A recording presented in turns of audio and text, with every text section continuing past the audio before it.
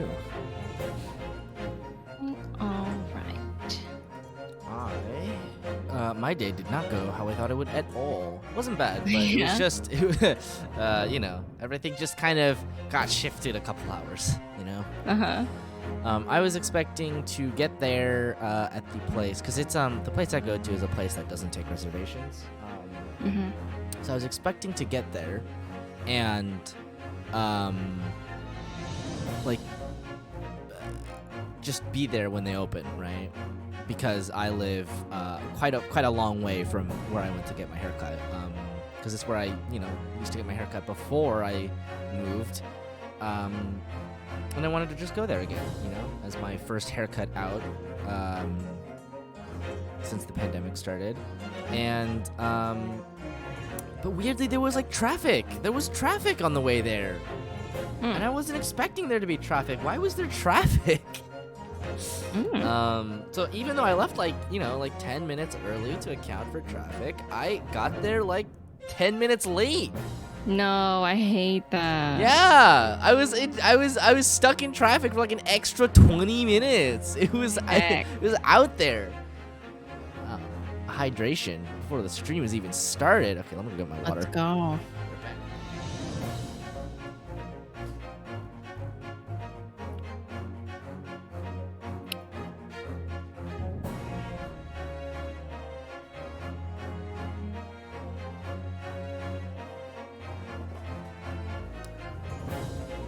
Traffic sucks. Yeah, I agree, Magpie. I've just decided to grab myself a Magpie. sparkling water. I have so a peach anyway. Moscato. That sounds nice. So I went to get my haircut, and because I read 10 minutes late, the colorist was booked for 4 hours. Because they only had the one. I was like, oh, okay. Yeah, I mean, that's no problem. I drove all the way out here. I will wait until then. 4 hours? Yeah, so my original plan was to go there, be there when they opened at 11, and then get my hair done. I estimated it would take about 3 hours, which was pretty much spot on. So I'd be like, okay, well, I would be out at 2. That would give me an opportunity to then just go out, get lunch. I promised a friend that I would meet up and then we would hang out. Maybe we would watch a movie, right? And so that went out the window. So we had to reorder the day. So we hung out before the haircut, and then I got my haircut and dyed and stuff, and then I came home. And my God, let me tell you, it is exhausting to sit in a chair for 3 hours and get your hair done, and then have to drive home quite a distance, right? I was so tired when I got home. What an exhausting hair journey. I know. It's because I didn't get a break between when my hair was done and when I had to drive home I thought I would be getting, right?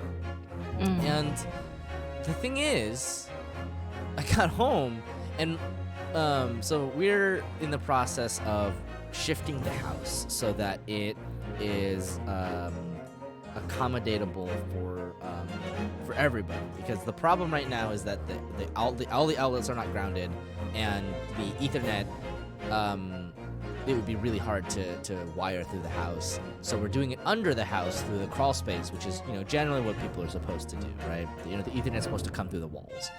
So that's what we're working on now. But they were still working on that when I got home at 8:05. So I was like, oh, okay. Delay the stream a little bit. Yeah, and honestly, part of the delay in the stream was also just I wanted to order food because I'm not cooking. God, I'm not cooking now. And I am, I wanted to take a little breather, a little lie down even. So yeah, we're rewiring the house a little bit in ways that will not be noticed. We're technically improving the house, but don't tell anybody. We are renting the place.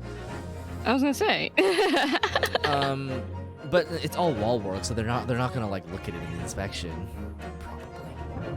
Probably.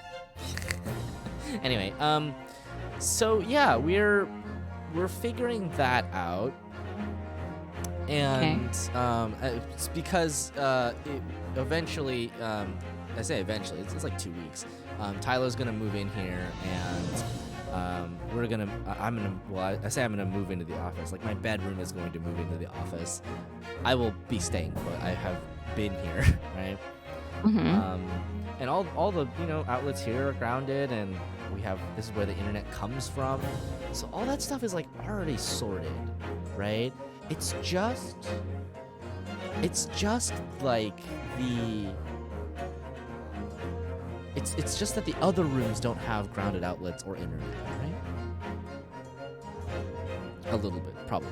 Internet comes from the walls. Everybody knows that. Internet is stored in the walls. You gotta mine the walls to access the internet. Yeah. I don't know. We're on track. I mean, we're well on track.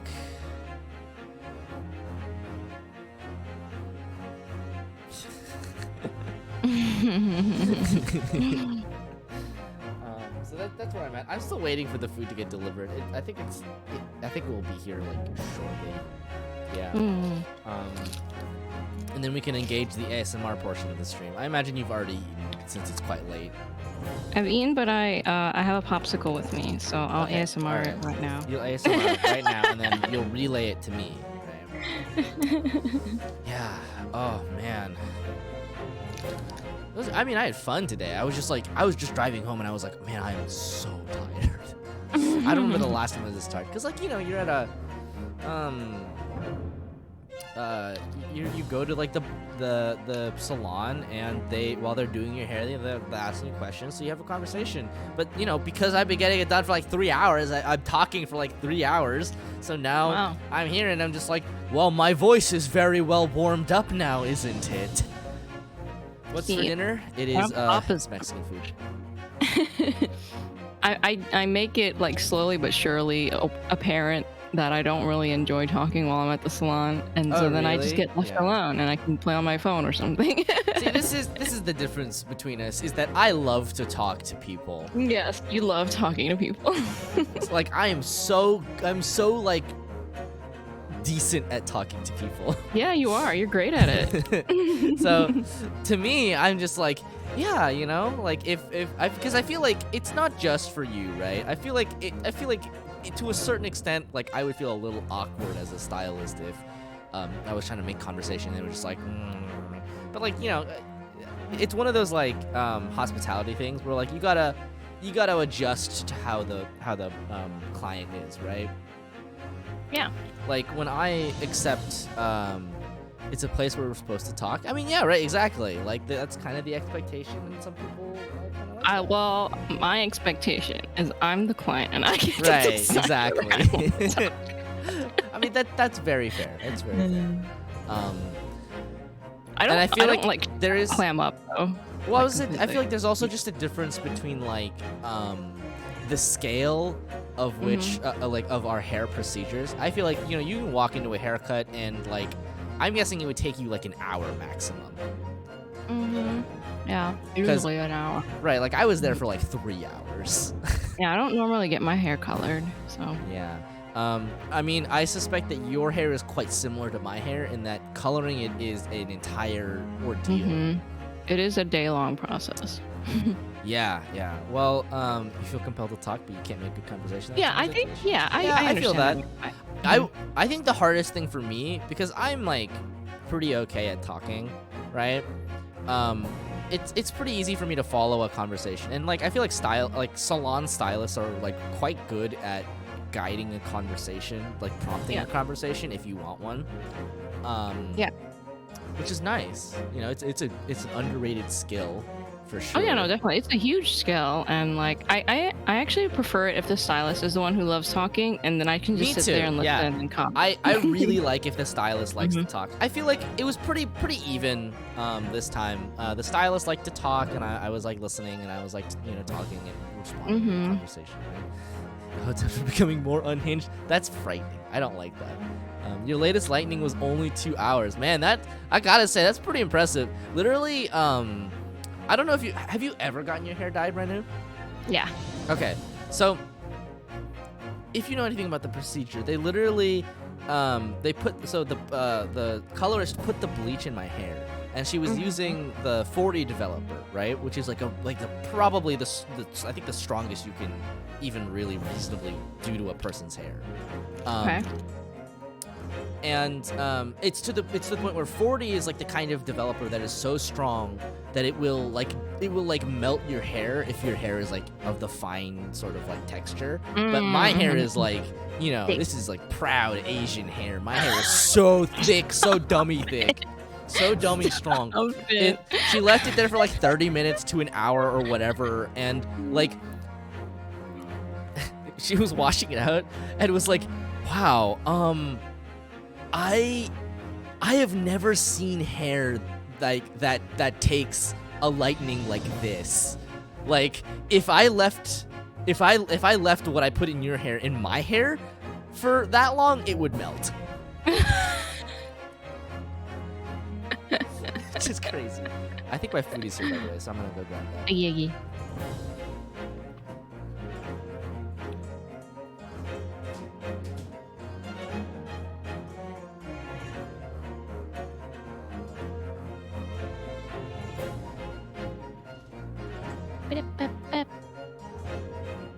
This lightning was only 2 hours. That's short. Short for dark hair, right? Also, the hoteps?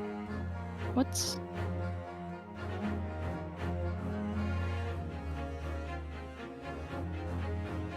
Thick hair causes complications.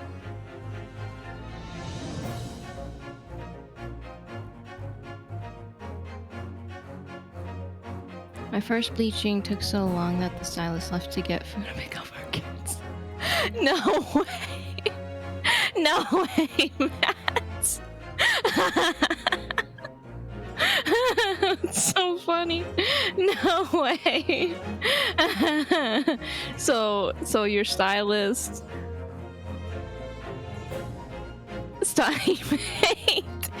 wait, I want to hear more. Explain to me the hoteps. I don't know very much about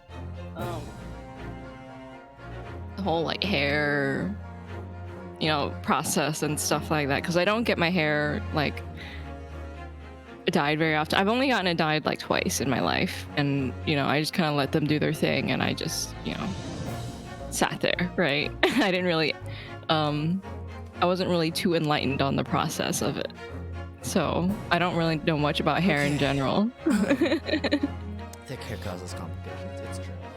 Alright, my food has arrived. Thank fucking God. I'm so hungry. I had ramen for lunch, and like, it was really good ramen, but like, you eat ramen at like, you know, 12:30, it's not gonna last until 9 p.m. Yeah, for sure. Ramen is like a food that fills you up a lot for like the shortest amount of time. If you don't know what a hotep is, consider yourself blessed and go no further. I guess I'm blessed. I don't know anything. They're like a special breed of incel. It's wild. Wait, what?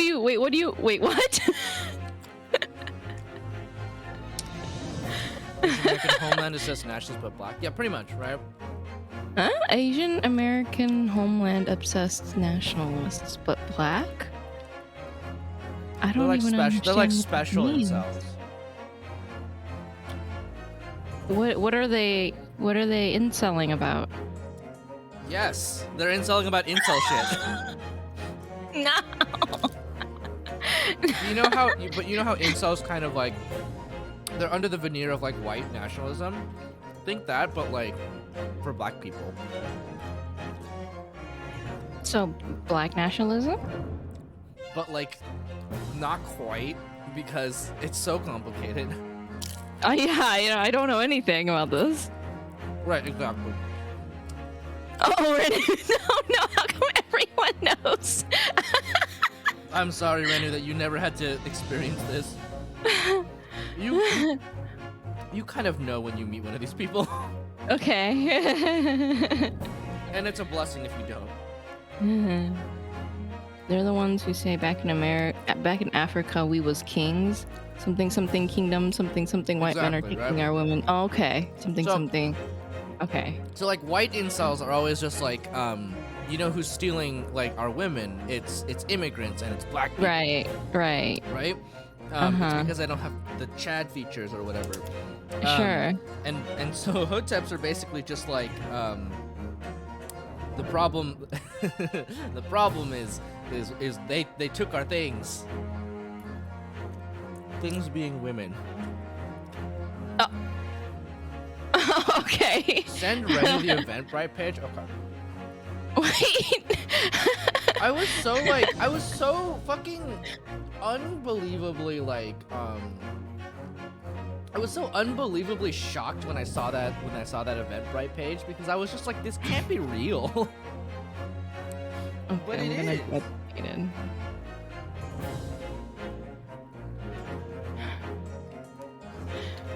I'm already laughing from the thumbnail.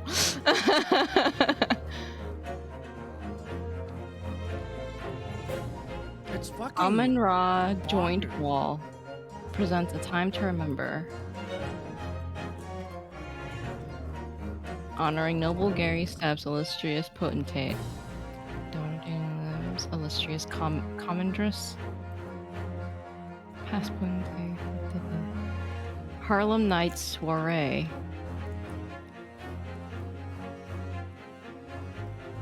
Taste of Philly hospitality. Anyway, there are ways to respond to the crushing weight of like societal expectation and like societal structural discrimination, and this is not it. But they're holding an event to celebrate things. How could that be horrible? They took group pictures.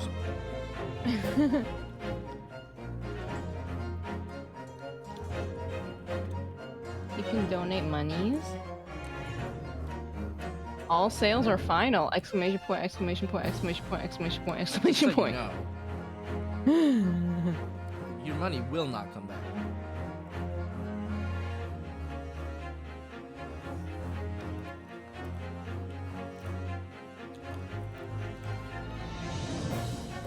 Okay, and I know we're spending a Hotep lot of prom. time on the loading screen, but I do need to eat food.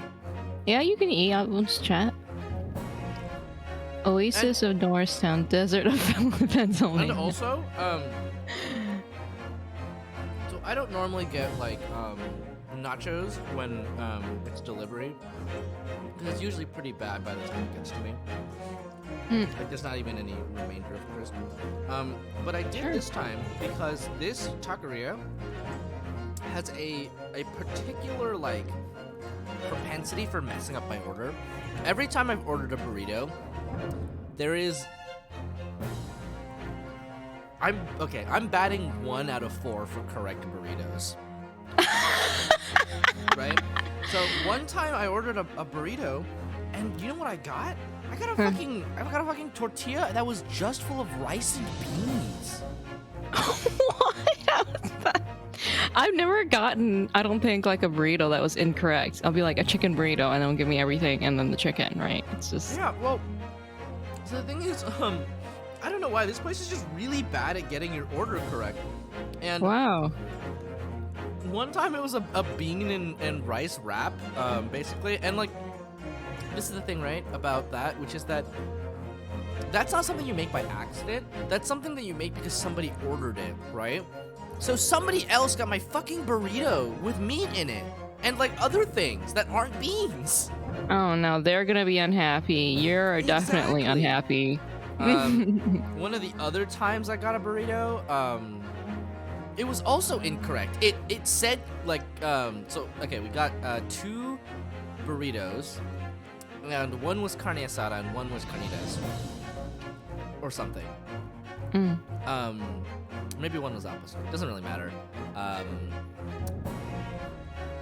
But they were clearly labeled, right? Like they wrote with Sharpie on the burritos, and then I like take a bite into my burrito, which was it was the Al Pastor burrito.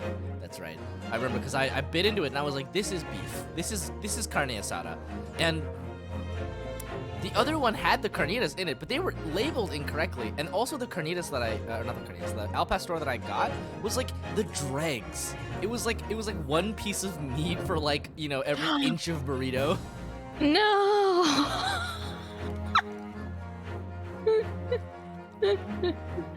And I don't know about this place, dude. And then another time, I think they just gave us 2 of the same burrito, even though we ordered different ones. Bro, it's time. Find somewhere else. The food is good, but they're so bad at the orders. No. So that's why they're still in business, is what you're saying. There's gotta be a reason, I'm telling you. If the food is good and people are willing to put up with the incorrect orders, then it must be really good.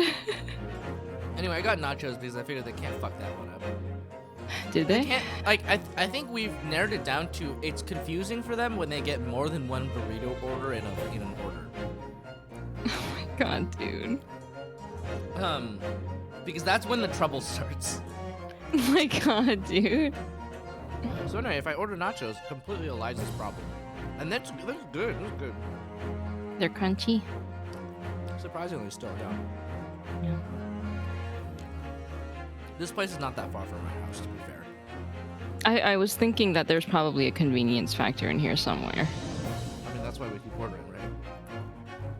Well, I mean, yeah, but also, like, if your order's always good. wrong.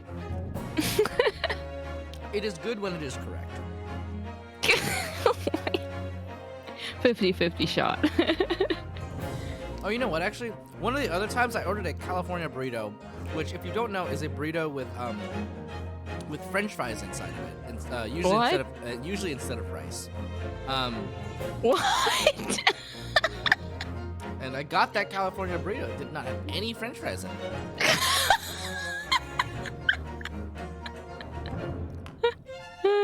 I've never had a Cali burrito. I can't imagine why. When I see you in California, you're gonna have to introduce me to a lot of food things. Oh my god, there's so many places that make such good ones. They were sparing you. They were sparing me. Let me tell you, don't knock it till you try it. California burritos are awesome.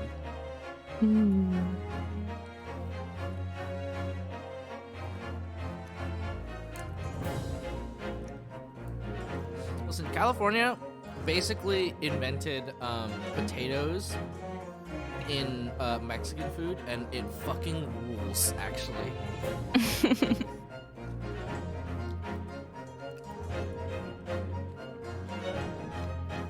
We came up with both the California burrito and the carne asada fries. Which you would think would be like Idaho or something, right? But probably not.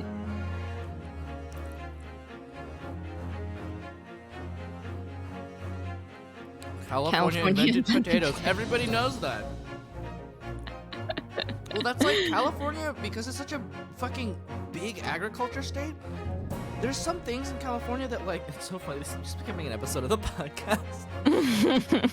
I'm going off some wild tangents about fucking potatoes. So the thing is that California is actually a bigger producer of peaches than Georgia, but Georgia is the peach state. And the reason Georgia's the peach state is because before then they were the cotton state. And guess what? Guess why they might not have wanted to be that anymore.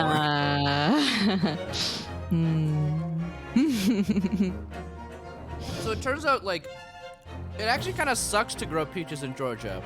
It's like too humid, so they don't grow well, and they're prone to like infections and bugs. And then California, they're like thriving. Wow, Georgia imports their peaches. Isn't that so funny? From California.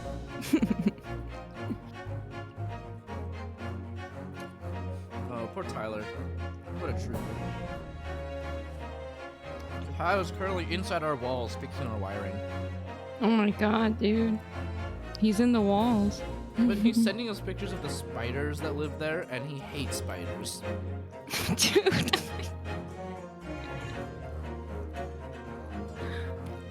Poor Tyler. Peaches are cursed, yeah. Peaches are cursed, only slightly less cursed than slavery. I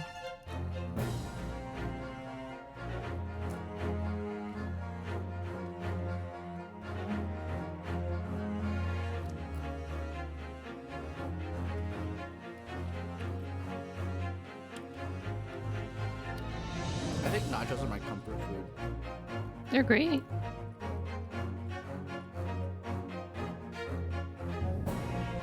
Like when I'm extremely hungry and I want to eat a lot of food, I eat nachos. Now I want a burrito. Burrito. Get you a place that will give you a correct burrito.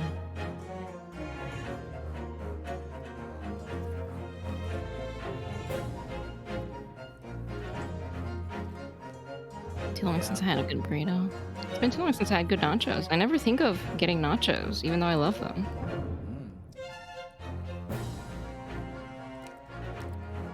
It depends on the place. Some places like do it well. Some places just kind of like phone it in. Yeah, that's true. Because like some places it's on there because like white people like to order it, and then some places they actually serve it as a dish. Yeah. Like they actually make their chips and stuff.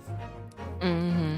It's so funny, actually. I went to this Mexican place once where they made their own chips, but they used store-bought chips for their nachos. They were like, it is an insult. It is an insult. How dare you use this? Wait, what?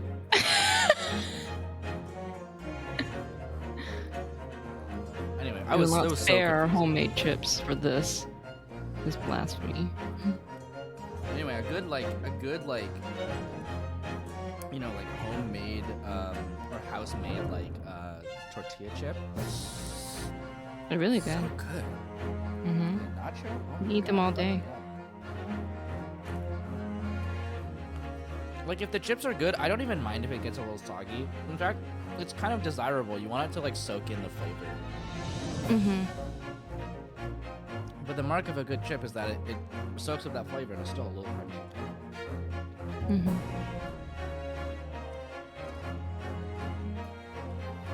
That's my nacho manifesto.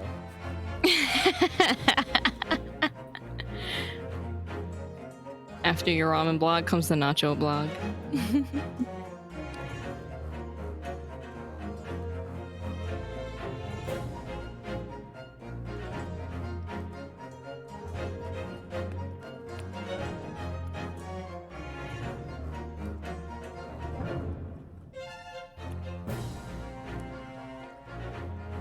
You have to have a dedicated fryer just for the chips you use for nachos? Really? Oh, that's crazy.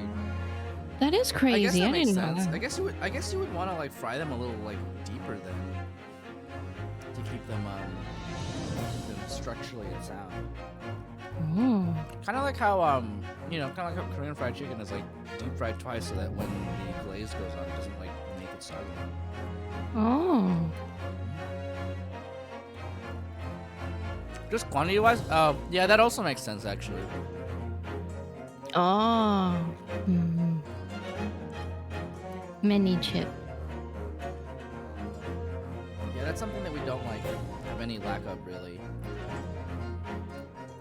The bonchon is very good. Oh, yeah, that's good to hear. What's bonchon? It's a Korean fried chicken chain. Oh. It's actually the specific Korean fried chicken chain I work for. Oh. Cute.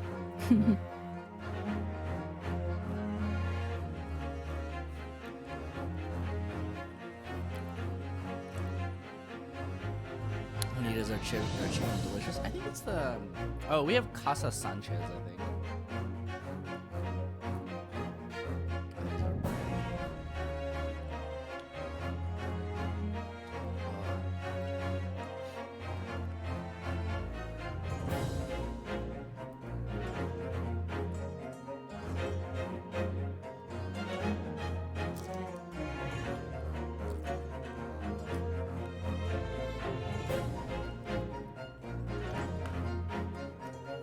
Okay, I'm gonna go put this away. ASMR's over. Oh.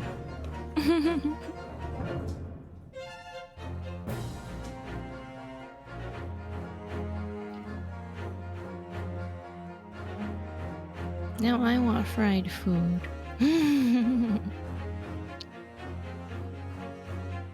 I already had dinner.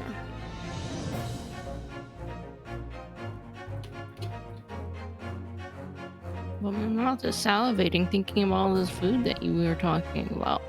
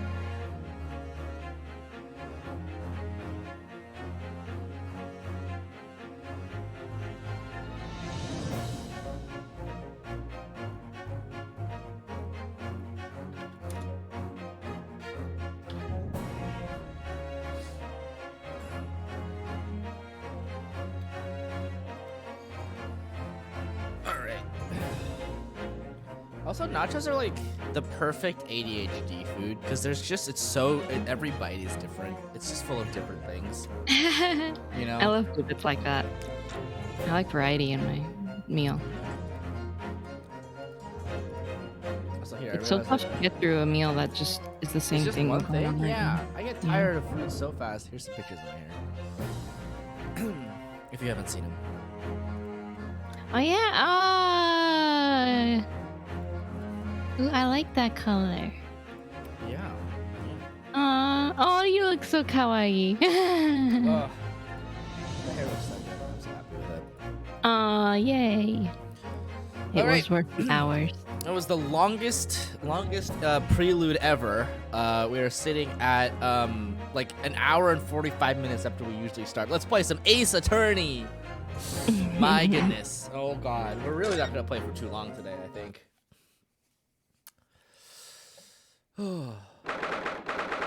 22nd February, 9:23 a.m. The Old Bailey, defendant's antechamber. The Old Bailey. This place always makes me feel strange. I forgot the plot was we got disbarred and now we're just like looking at a past case. Yeah. I seem to get chills down my spine and break out in a nervous sweat all at the same time. Well, I didn't think I'd be back here so soon. I was here literally yesterday. That's my line! Good morning! Oh, good morning, Mr. Natsume. It was only 2 days ago that I was declared not guilty here. Yes, we somehow managed to prove he didn't stab Miss Green in the back. Wi-Fi seems stable-ish. That's good. That's good. But now this! Another morning, another murder! And here I am again in this hellhole! Can't keep coming to court! I'm beginning to think he's right. It really does seem as though he's cursed. Yeah, England's cursed as fuck. Mr. Naruhodo, I'm afraid I have bad news. Oh! Mr. Natsume, good morning. Yes, morning. So, here we are again. Yes, again.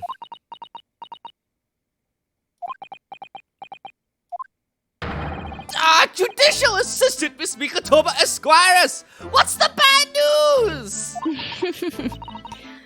Oh dear, you heard, did you?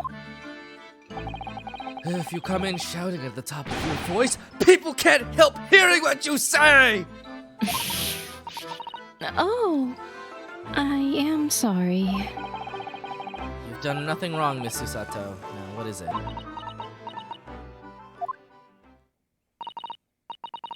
Well, it seems that the prosecution in today's trial, who could it possibly be? Who could it possibly be? I can't even imagine. Will be led by Lord Baron von Zeeks. Oh, baby. Lord Baron von Zeeks. Van Zeeks?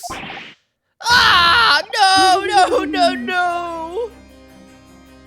It's fine. We've already faced him. What could go wrong? The so-called Reaper of the Bailey, the most legendary prosecutor in the land. I'm so excited to learn more about him. I know. The game is definitely going to be about his, like, tragic backstory, right? Mm-hmm. In the trial 2 days ago, he pursued Soseki-san and I relentlessly. Of course, by the skin of our teeth, we managed to pull through, but still.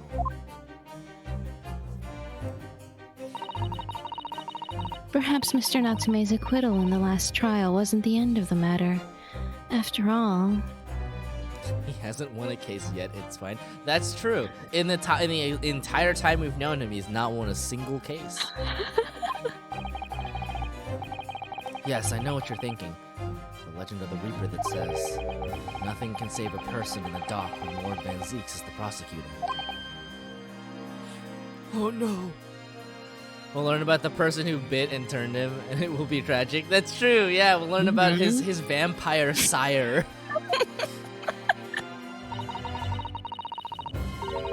that even if that person is found guilty, the accused will meet a mysterious end one way or another. And we've experienced it firsthand. A man we successfully defended met the most terrifying end after his acquittal, right here in the Old Bailey. I mean, to be fair.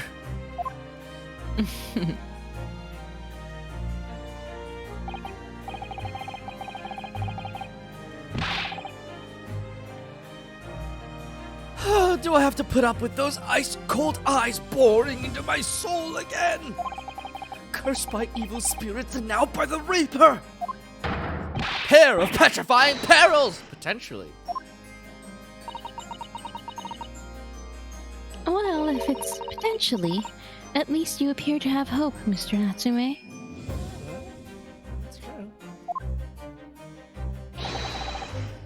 Locum student Mr. Naruhodo Esquire! Yes? Is the prosecutor just a serial killer? No, he's just a vampire. I'm innocent! You have to believe me. You more than anyone now. Don't worry. I'll be your steadfast ally every step of the way in this battle. I promise. And this promises to be a hard battle, I fear.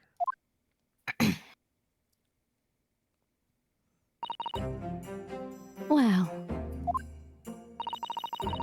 the trial is scheduled to begin shortly. We should move into the courtroom.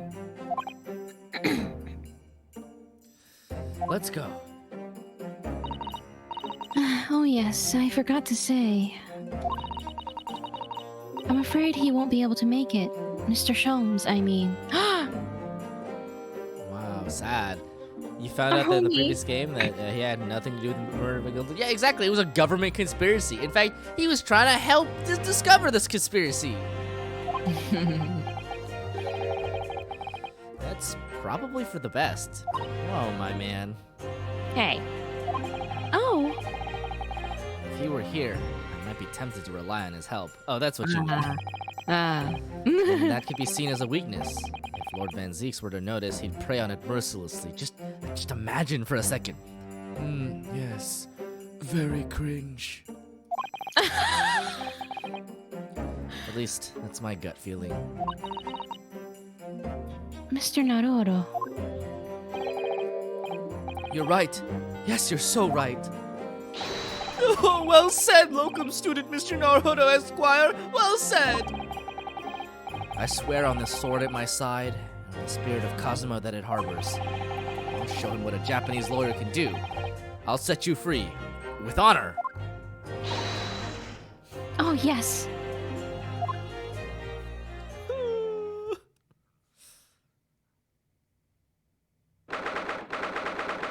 February, 9:40 a.m., the Old Bailey courtroom. Oh, look at these cool guys. Wait a minute, half of these jurors are the fucking same. They are. How about that? In the name of Her Majesty the Queen, I hereby declare this court to be in session. Yeah, Van Zeeks literally takes a shot at Sholmes every chance he gets. I now call upon the counsels for the prosecution and defense to declare their willingness to proceed. Oh my god. Stop it! The prosecution is ready, Your Honor. No. No. The defense is ready, my lord. Readiness for the trial, my learned Nipponi's friend, is not what the defense needs.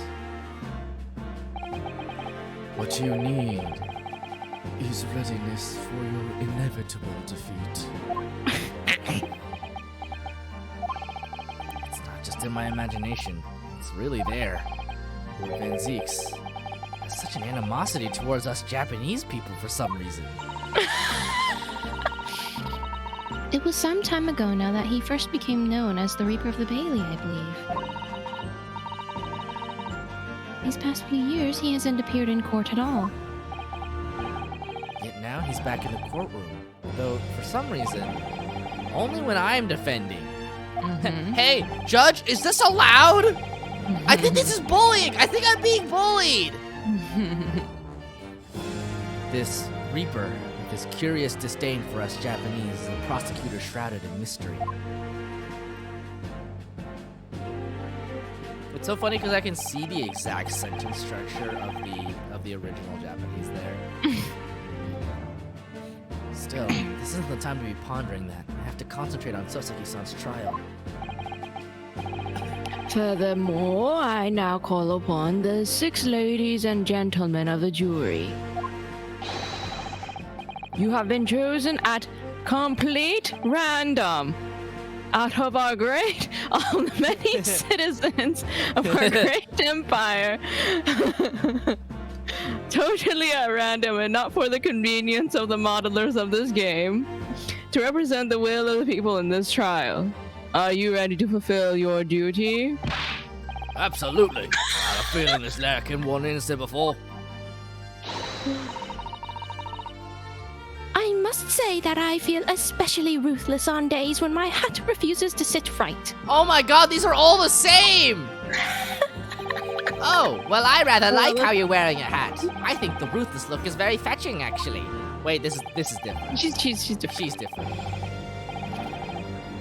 I need to be somewhere at 10 o'clock.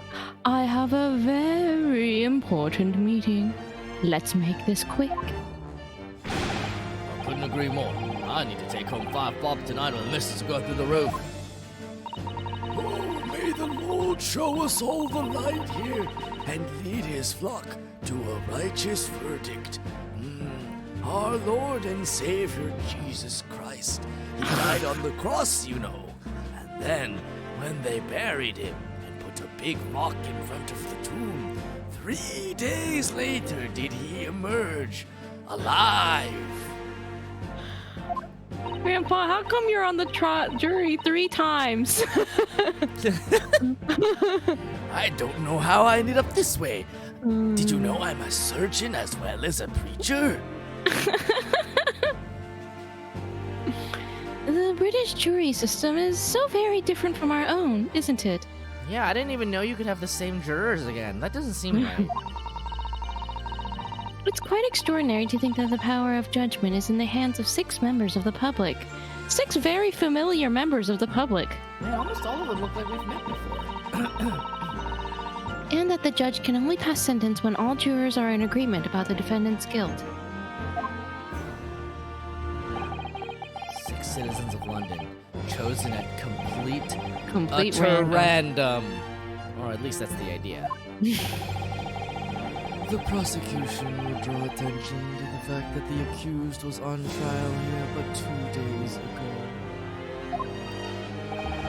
I don't see how it's relevant. Where possible, the same jurors have been asked to return for duty today. Oh, okay, that's why they're the same. Wait, why? What? How does that make that sense? doesn't seem okay. That doesn't seem Yeah. right. That means they're extra prejudiced. Yeah, I was gonna say, I feel like even if it was beneficial to the defense, it wouldn't be right. Yeah. Very well, let us commence the trial.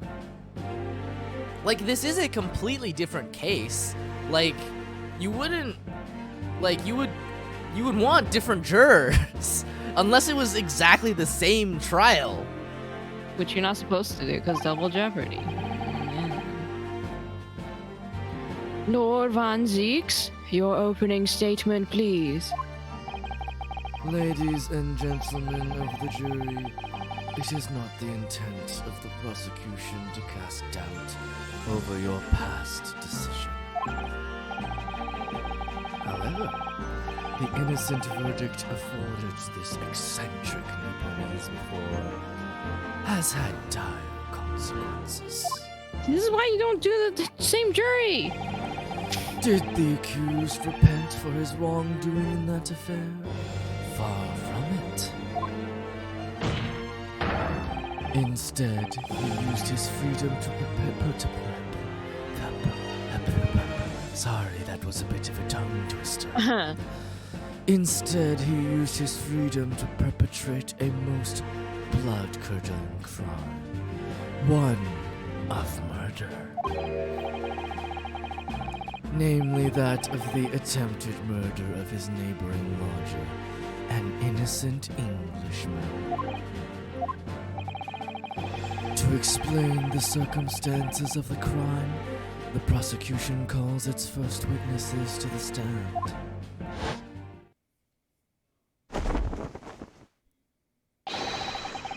The detective responsible for investigating the scene, and the accused himself.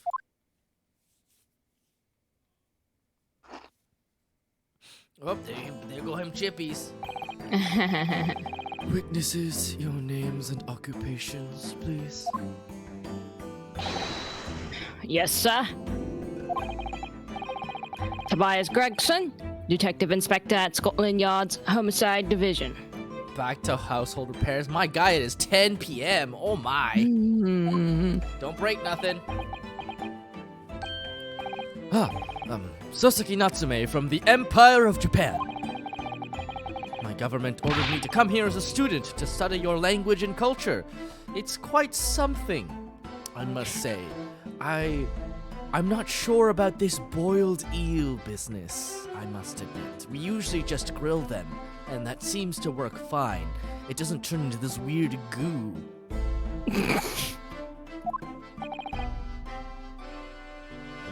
Mr. Natsume, how dare you say that about our eels? How dare you say that about our jellied eels? Oh, yeah, oh, I'm sorry. Yes, my lord, sir. You forgot Gregson was there? That's right. What other detectives do we have here? Gregson, to be fair though, since the last game, you know, we saw Gregson get basically put on hold or whatever. Yeah. At least got in trouble into his job, but that hasn't happened chronologically yet, so. I'm quite sure I'm not mistaken that you swore an oath never to set foot in my courtroom again. Well, it wasn't my choice! No, you're the one who summoned him here. I remember it as if it were yesterday. Which is probably because it was 2 days ago. Oh, so long ago. The day before, in fact, my lord, but close enough. Believe me, this is the last place I want to be. Inspector, let's hear from you first. Explain the case for the court. Right you are, sir.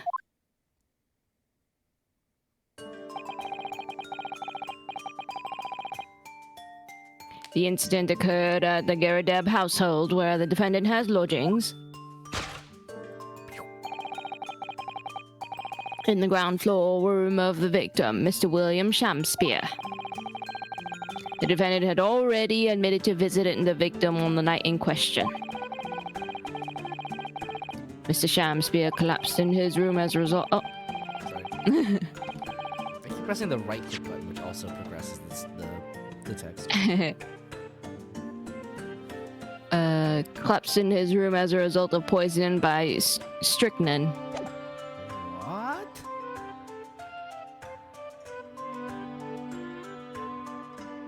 this is still you. Oh, sorry. He was found the following morning when the landlord, suspecting something was wrong, broke down the door.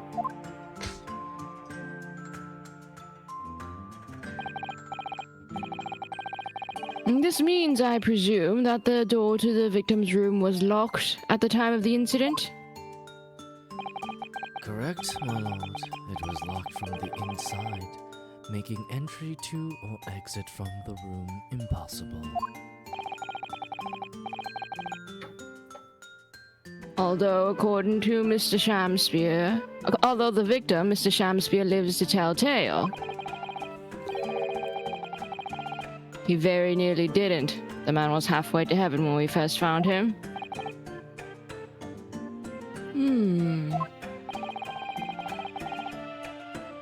I was the first officer on the scene, my lord.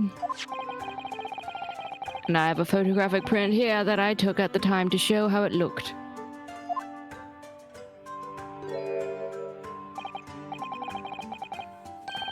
Yes, a chilling scene indeed.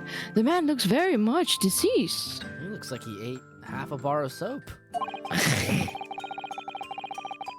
That's right. Everyone present believed that's exactly what he was. Bro, look at this. Look at this. Look at this splotch on the ground. This is absolutely a gas leak.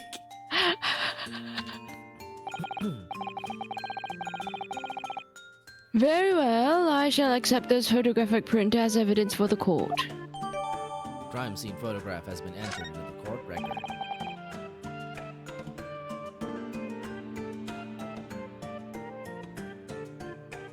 Now then, Mr. Natsume. Yes! As the defendant, do you have anything to say at this juncture? They're haunted. Haunted by evil spirits. Good gracious! What's haunted? My lodgings! There's been a whole series of strange happenings in my lodgings! The tenant before me died in mysterious circumstances. A woman was stabbed by no one on the street outside. My neighbor was poisoned! And me? What about me? I've nearly been killed countless times. Killed, Mr. Natsume? How? Even on that fateful night it happened. When I returned from Mr. Shamspeare's room, I lit my gas stove and climbed into bed, but before long, the stove went out and somebody tried to kill me! You must always extinguish all fires before retiring for the night, Mr. Natsume. But it's so cold! My runny nose would freeze. The point is, I didn't poison my neighbor. Oh, why am I being accused of this? Why is my existence so cursed? Thank you, witnesses. I believe I have a reasonably clear picture of events. If I could raise one more point, my lord. One more conclusive point. Conclusive? Go on. Fortunately, the victim, Mr. Shamspeare, has regained consciousness after his ordeal, and he has named the true culprit. Well, the poison consumed by the victim was administered in a cup of tea that he drank on the night in question. Tea, my lord, that was brought to the victim's room by the accused. The accused? Good grief. Order! Order! Yes, that's the crux of this whole case. If Soseki-san is innocent, then why? Why has the victim accused him? Well, Mr. Natsume, what have you to say to this accusation? That evening, yes, I did take some freshly brewed tea with me when I visited Mr. Shamspeare's room. As a gift. The public water pump outside always freezes at night, so I bought bottled water especially to make it. This is the result! Never will I touch tea again! Never! public pump was frozen, you say? That's not information we've heard before. That will do, thank you. Now, according to our laws, the defense must have the opportunity to cross-examine witnesses at least once. Therefore, I call upon these witnesses now for a formal testimony. I presume the prosecution has no objection? None whatsoever, ma'am. Good. Then you will give your account of events on the night in question to the court now. Yes, my lord!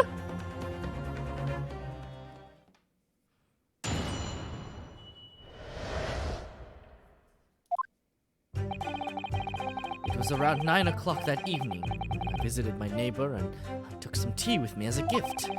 We had a heated literary debate over a nice hot drink, after which I went back to my room at around 11.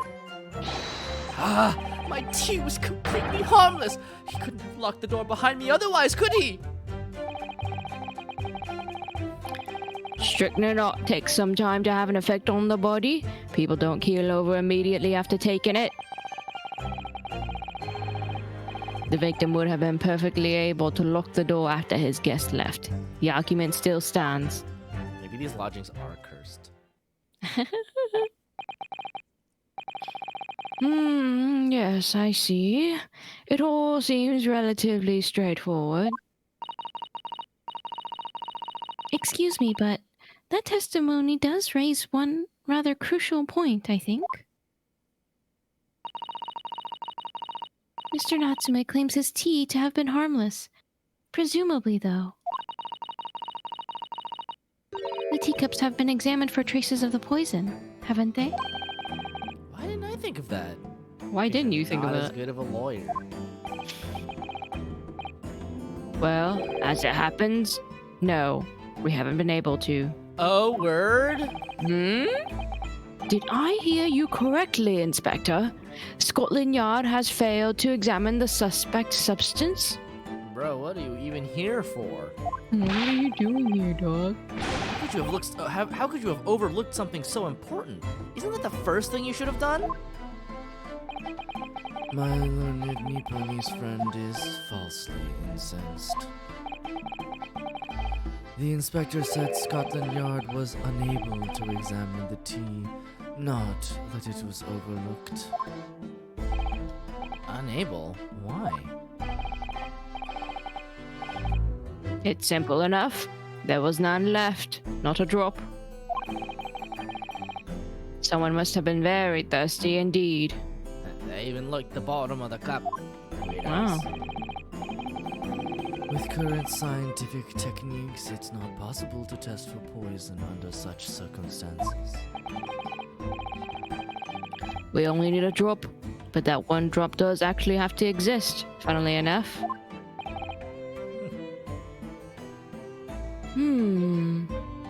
Well, how about that? The lack of examination notwithstanding, it appears nothing other than the tea passed the victim's lips on the night in question.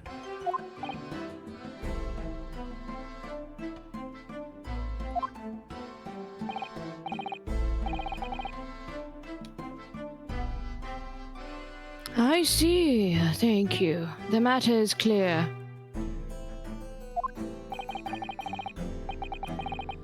Cast your eyes over the jury, my learned friend. What?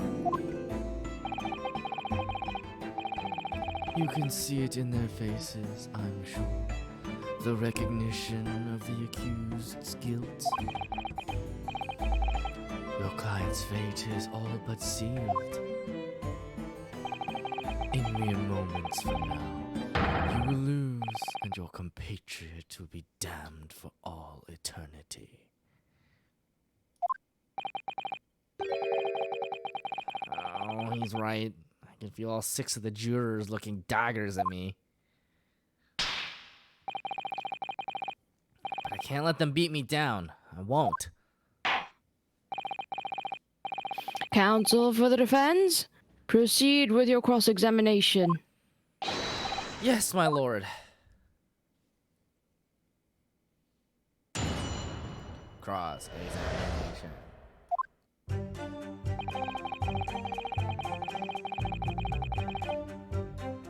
What is even in our court record right now? Oh, we still got that soap. Hmm.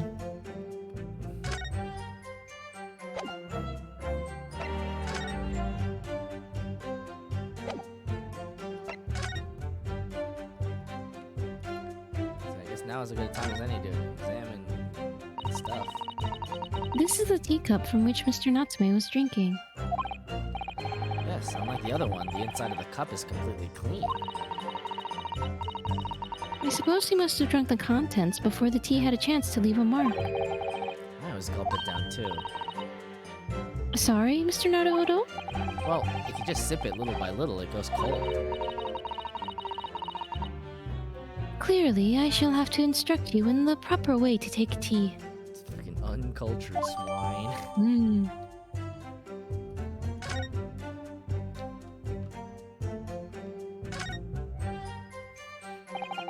This must be the cup that Mr. Shamspeare was drinking from then. It's stained on the inside. Tea does that, I'm afraid. Even green tea. Oh, really? I've never noticed before. You've never noticed? Well, I never leave it in the cup long enough to leave a mark. I like to gulp it down. Drink tea while it's hot. It's the Japanese way, isn't it? Oh dear. So many people seem to have the wrong idea about our culture. And most of them are Japanese. It'd be like that. Okay, cups examined. Soap? It's time to examine the soap? Soap. Oh, What is it, Mr. Naruhodo? this bar of soap. When we first found it, I could have sworn there was some sort of round disc in this depression. Just here, a reddish one. Yes, you're right. I remember it too. But now the depression is completely empty. Where could the disc have gone?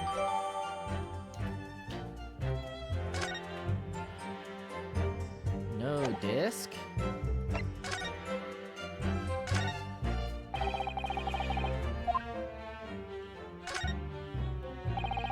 Whoever opened this envelope didn't bother with a letter opener or scissors, did they?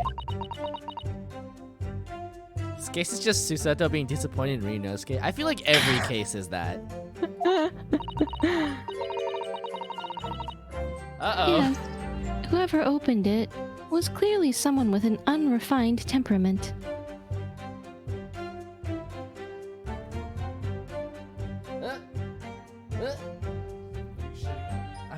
I don't know.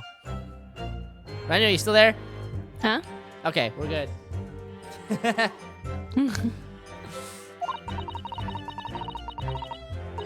And judging from the angle of the rip here, the person in question must have been right-handed. It's Susato. I think perhaps someone's been reading too much of the adventures of Herlock Sholmes. You can never read too much of it, Mr. Naruhodo. Never. How dare you say such a thing? I thought we were friends. I thought you understood me.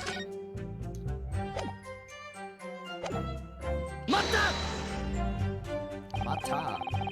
Were you and your neighbor good friends then? No! We weren't friends. Not at all, not at all! Never, ever! A simple no would have sufficed.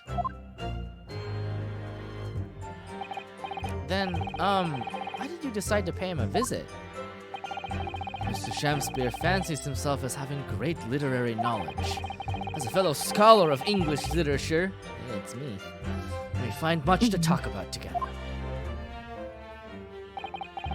Come now, no Nipponese could understand the finer points of English Bro, literature. this man's. And on the night in question, that was the topic of conversation as well, I presume. It was the day of my last trial, when I was acquitted. I had just arrived back at my lodgings, when I ran into Mr. Shamspeare outside on the street. That was at around 6 o'clock. We exchanged one or two pleasantries, but it soon turned into a heated discussion. He was on his way out at the time, though. So I promised to visit his room that evening at 9 to continue our debate. But I have ill intentions. No, not one, not two, not any, not at all. Never, ever. A simple no would have sufficed, I feel. Then tell the court what did happen when you visited the victim's room. Your name is Van Zeeks, and you think you can finish the finer points of English literature? Right, exactly.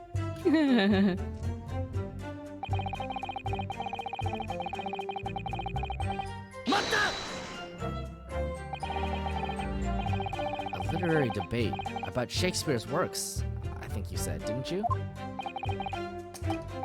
Shakespeare? Ah, a very worthy topic of conversation, I must say. I think it's just so funny to me that Shakespeare, because like when they introduced Shakespeare, I wasn't expecting to actually I know. canonically establish Shakespeare.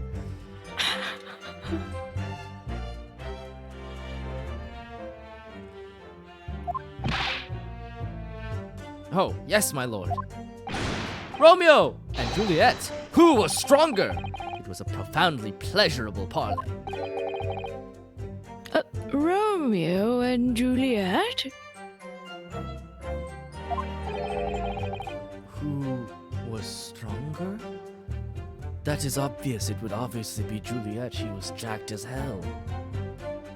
Come Bro, on. she stabbed that dagger through her own sternum. Oh no. Yeah.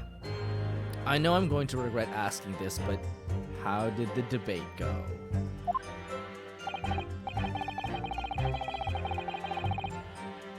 Well, we both agreed that we would reach a conclusion more quickly with a reenactment. So we battled it out in a Greco-Roman style, naturally. That makes even less sense. Romeo and Juliet. Yeah, they should have just, like, abstracted it. What? Her KDA was better and she technically had a revive. Exactly! Her scorecard was, like, lit.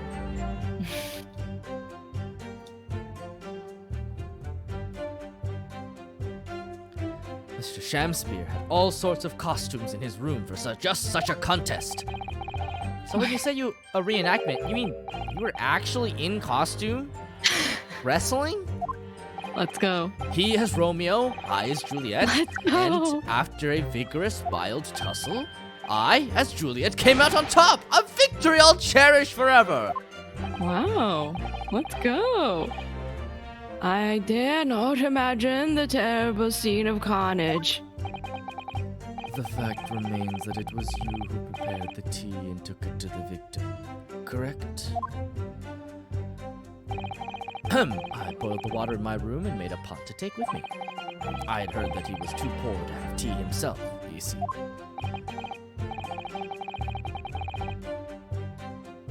You were not wrestling. If you don't know what you're doing, I'm very sorry. Listen, just LARPing has been around. It's a grand tradition. It's true. There was no sign of any tea leaves in the man's room. I wanted to do something nice, to be friendly. So why is everyone looking at me with such suspicion? My tea was harmless. Of course it was. And do you have any basis for that statement, witness? So said that Romeo didn't think he could win solo. He didn't want Juliet to wait for the next game. Exactly. Listen, he quit to dashboard out of kindness.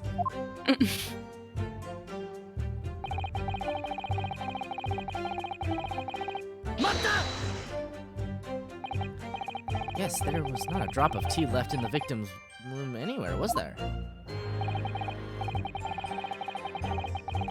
That's correct. Anyone would think the fellow had never had a pot of tea before. He must have licked it dry. It wasn't LARPing, but it was roleplay.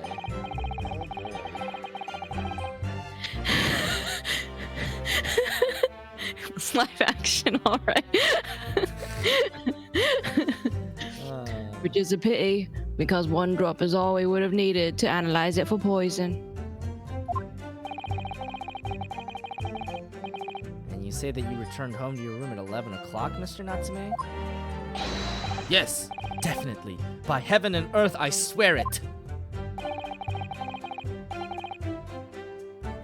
The landlord was able to verify that, as it happens.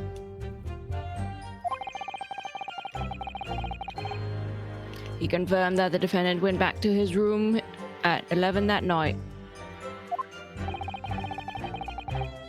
And how is the landlord able to attest to this?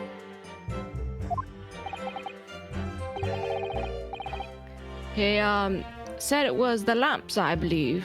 He's a bit of a freak.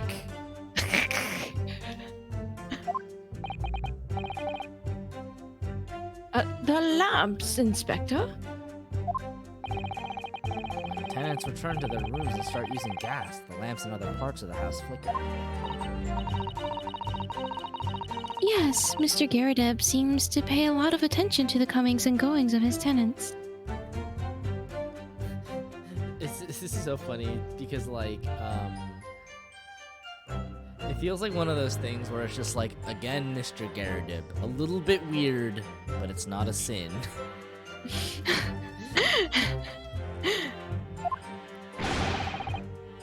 There's only one key to Mr. Shamspeare's room. I know that for certain. So he must have locked the door himself from inside his room. The victim has confirmed that to be the case, yes. So I'm right. My tea was harmless, completely harmless. If you take poison, you die. Everyone knows that. It's not that simple, I'm afraid. What do you mean?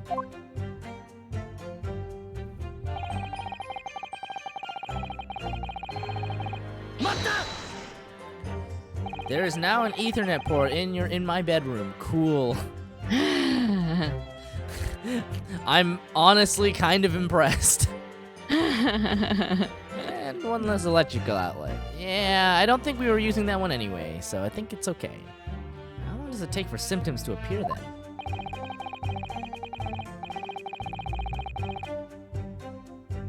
According to the coroner I was speaking to at the yard, about 30 minutes after the poison's consumed. You thought he said bathroom immediately fear. You know what? That's actually really funny. That's how you get your smart toilet. See, it's smart because it's able to connect to Netflix.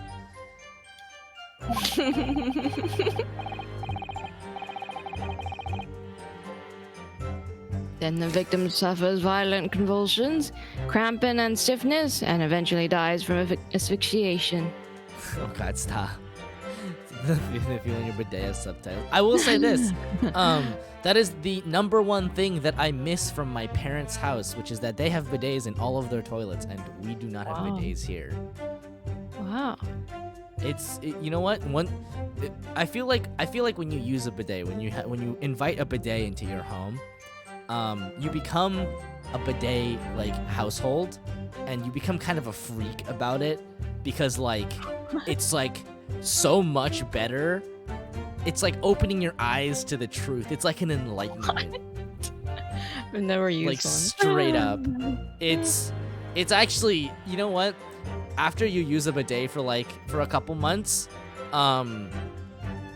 it becomes a little offensive actually that we use toilet paper still as our primary mode of cleaning up. You know, it's like it's a little offensive. The victim was just reenacting the end of Romeo and Juliet with the poison. You know what? You're right. I think that's exactly what happened. Do not become addicted to the water. You will resent its absence. Yeah, So exactly. speaking That's of literally bidets- how I feel. Do not become addicted to bidets. They will control you, and you will resent its absence. Cole was talking on his stream about how when he was growing up, there was a bidet in his grandparents' household, Yeah. right? And the thing is that they didn't really use it for the usual bidet purposes. Okay. They would use it to wash their swimsuits from when they went out to the beach. That is why. Is Is that not what a shower is for? And no, they treated it like its own little like a wash basin essentially. That's awful. I hate that. But the thing is that they never used it for the other Right, purpose. exactly. So it was always clean. It was just It just seems incorrect. You know, I see it, but I don't agree with it.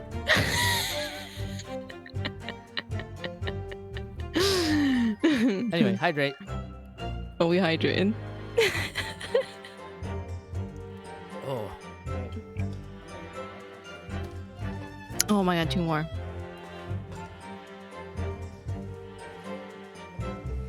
By get more water, I do of course mean reach about 2 feet this 3. way and grab a sparkling water from the box of sparkling waters on top of the refrigerator. Mm-hmm.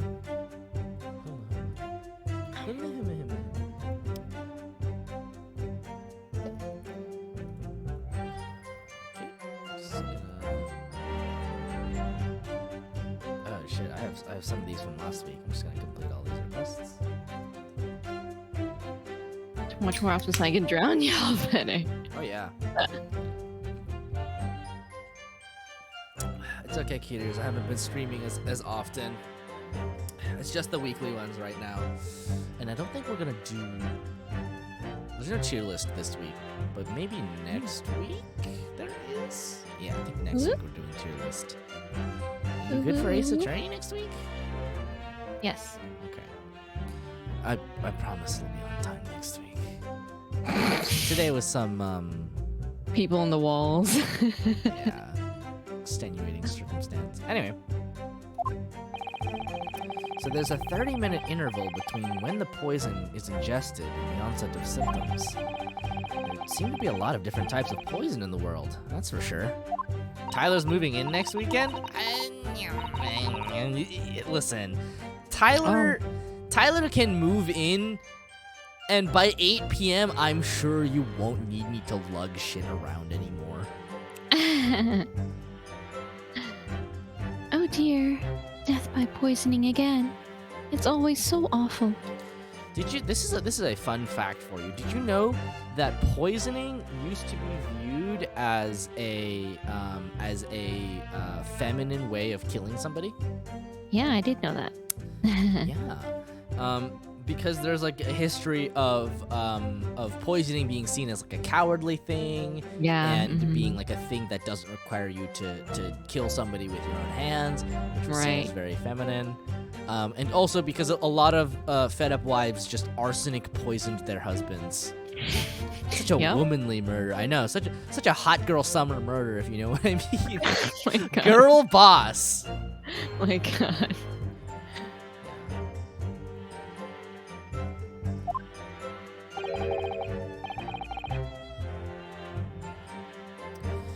30 minutes is a long time.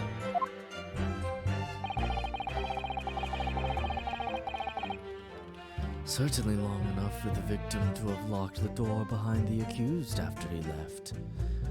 Oh boy. Okay, just give me 1 second.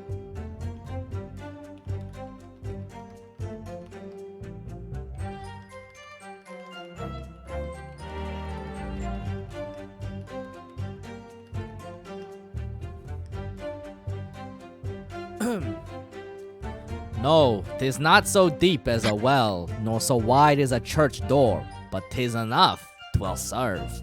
Ask for me tomorrow, and you shall find me a grave man. I am peppered, a warrant for this world.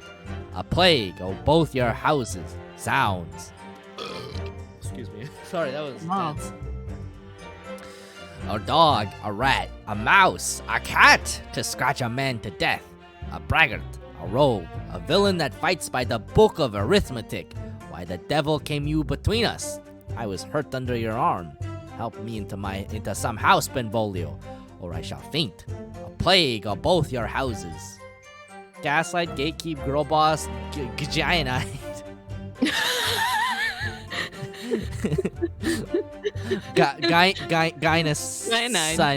Gynocide. Gaslight, gatekeep, girl boss, genocide. No, not that one. Oh, That's all. You can't deny that. And it further degrades Sasaki-san's alibi.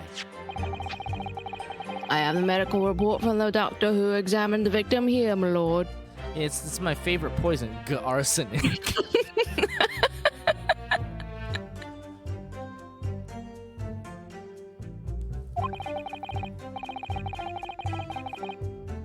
It spells it out, really. The accused is the only person who could have done it. Gricknine. Very well, the court will add this report to the court record as evidence.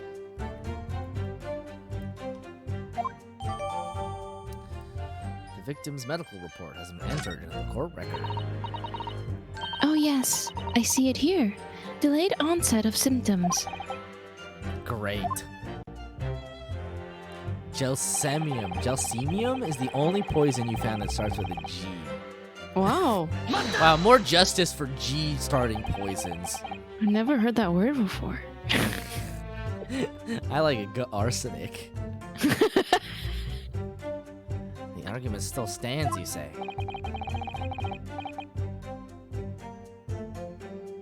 This is what Mr. Natsume has been saying, isn't it? The pair of them drank tea together that night, so if there was poison in it, the victim wouldn't have been able to lock the door after the accused left later on. Exactly. Me and my tea are innocent. Sweet and innocent, I tell you. G arsenic, just like G Gundam. I'm afraid, sir, that doesn't follow. Sasaki fidgeting is giving you anxiety. This man has anxiety. England gave him anxiety. You see, strychnine is a slow-acting poison. In other words, it takes time for symptoms to appear. So you could have left the room up to 30 minutes after the victim drank the tea. And as long as you did that, Mr. Shamspeare could have locked the door after you'd gone. But no! We drank the tea straight away. The battle over whether Romeo or Juliet was stronger, that came after the tea. Do you have any evidence to support that statement? In my great homeland, the Empire of Japan, we have a saying. Drink tea while it's hot! Sure. Proverb will satisfy the prosecution. I mean, it's correct, but...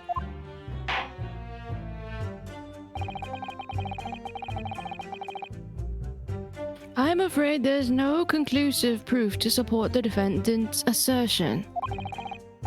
On the contrary, there are sufficient grounds to infer his guilt on this matter. No! That's the extent of their testimony, is it? If I could voice a personal opinion, Mr. Naruhodo. Of course, go ahead. You can start blaming your anxiety on England. England is the source of most of the world's problems. To be fair. Mr. Natsume is arguing for his innocence so adamantly and so persistently. Yet Inspector Gregson just brushes what he says aside. It's really quite infuriating. I agree. So, we need to find an inconsistency in what the inspector is saying, I think. I'm afraid so. As things stand, the jurors are sure to find Mr. Natsume guilty. As I see it, what we need to focus on is the poison in the tea. Let's listen carefully to his testimony again. Yes.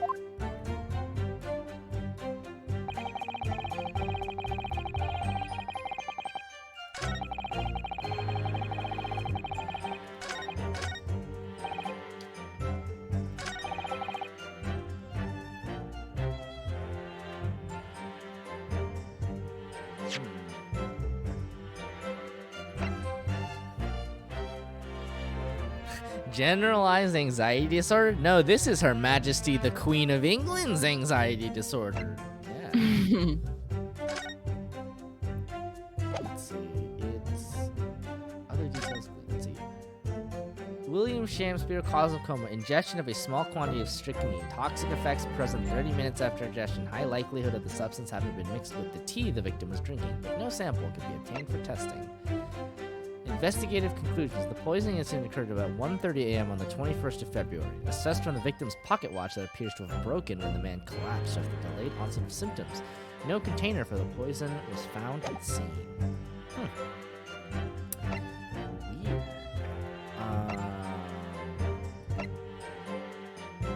I feel like, yeah, okay. Let's see, is there any new information we can glean here? Let's see. I feel like this, what's it called? This teacup is probably what we have to present.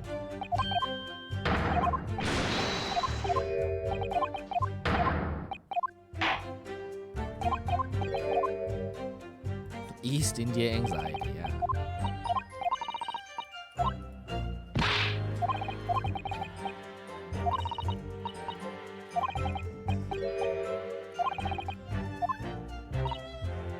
Hello, Trist.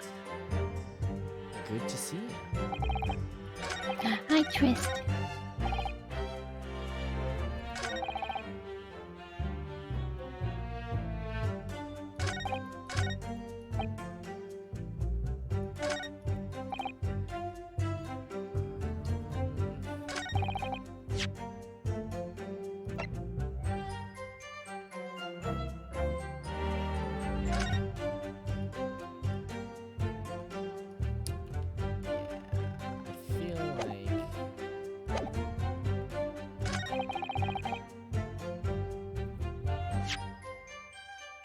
Drop a save. Woke up early on a Saturday for once. Ooh, very nice. Big hype. That's nice.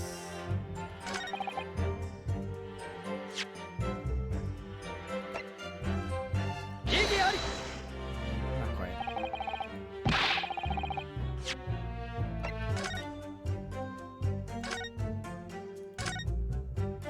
Colonia and Versa.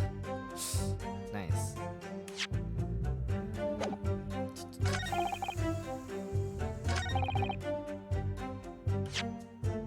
Maybe this is where we present the teacups?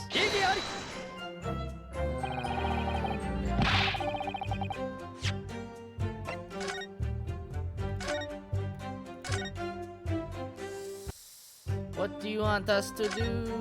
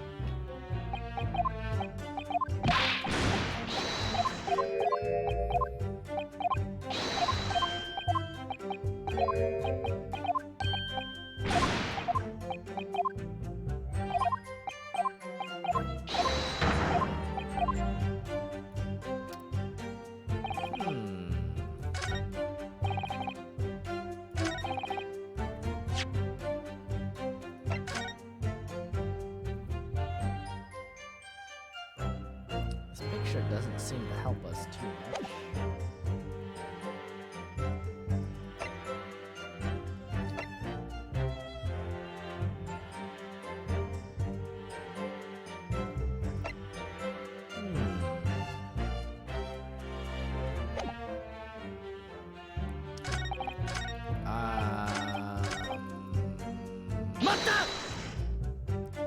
Did some actor die?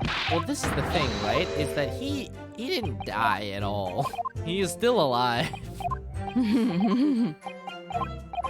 Much like the last time we were involved in a case with Mr. Natsume, which canonically in this game was about 2 days ago. He's alive.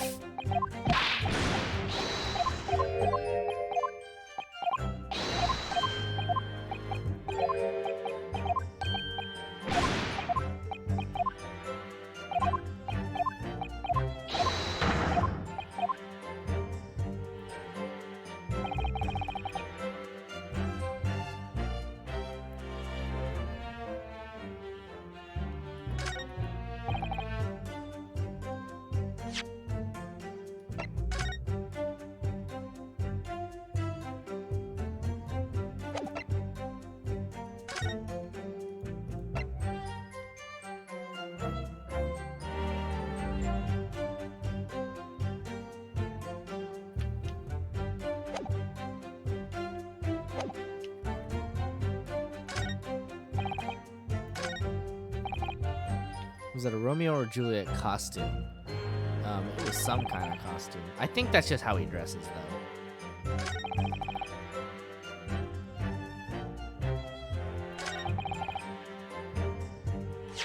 Okay, I think it is actually the medical report.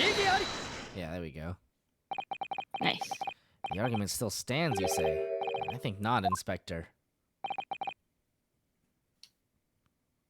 Come again? I think you'll find that you've overlooked a very significant chronological inconsistency here. Yeah, because it said 1:30, and Mr. Natsume left. Rono, what? What are you on about?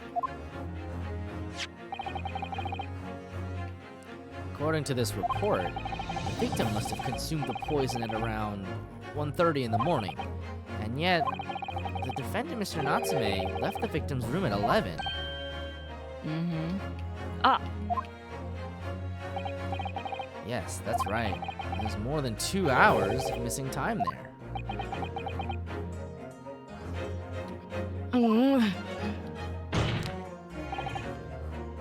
In other words, if there was poison in the tea that Mr. Natsume brought to the victim's room, how could the victim have fallen ill to it 2.5 full hours after the defendant left? I like that he's going too. He's like, whoa! So cute. The defense's argument is entirely reasonable. How do you respond, Lord Von Zeeks? You try to grab the fish and chips every time he points with them. I would reach over with my mouth and take a bite, just to establish dominance. Like just to know where we stand. They look yummy. Also, does this make the 4th or 5th time you've had to exonerate Saseki for a crime in less than a year? It is the 2nd time, but chronologically this takes place 2 days after the one in the last game. Doing well. Yeah, just...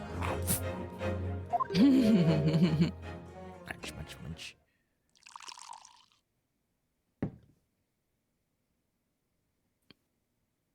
Yes, we all know that Juliet won. She's the swollest. Pray forgive the discourtesy if my mind has wandered. This man. Bro, I was considering what cuisine would best complement the contents of my hallowed chalice this luncheon. Man. He's literally like one of those people that's just like, may the Lord forgive what I am about to do, and then just like does a crime. How could it have happened, you ask? I do hate to shatter illusions, but I love to shatter wine glasses. My Nipponese friend appears to be chasing a phantom idea. A phantom? Doesn't matter if you throw it at a wall? No, it really doesn't if you're not gonna drink it. Is it so hard to imagine that the victim drank his tea after the accused had left? For example, at the time stated in the medical report, Yes, at around 1:30. Mr. Natsume brought the tea with him to drink together with his neighbor.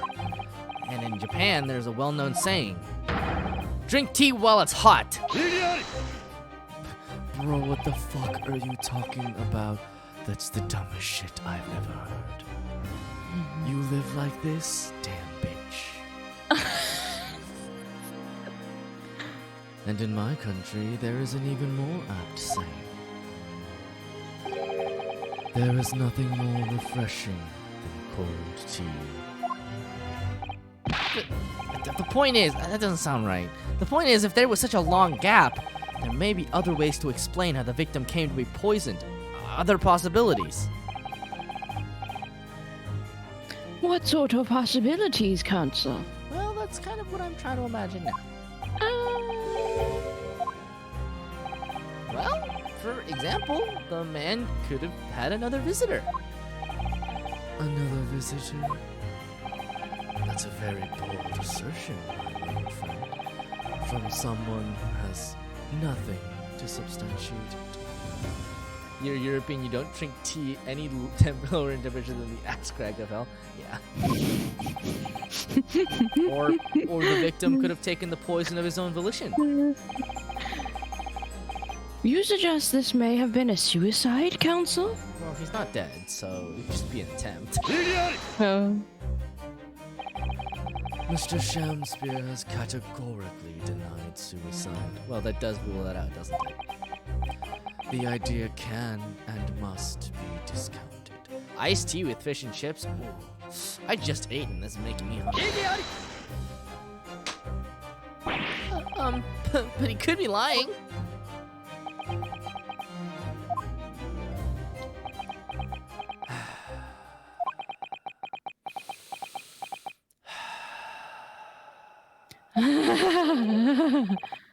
Is something wrong, Lord Van Zeeks?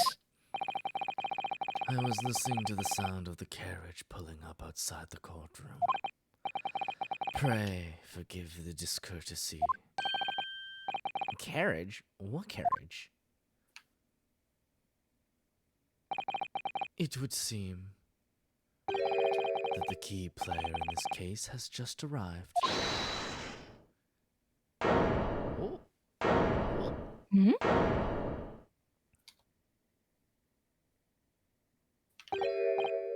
Out, brief candle! Life's but a walking shadow. Oh, dear. A poor player that struts and frets his hour upon the stage, and then is heard no more.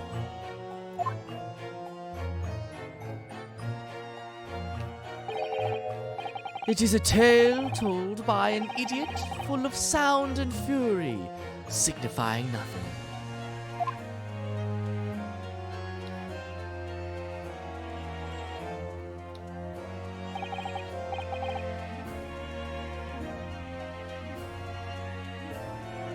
Who, sir, are you?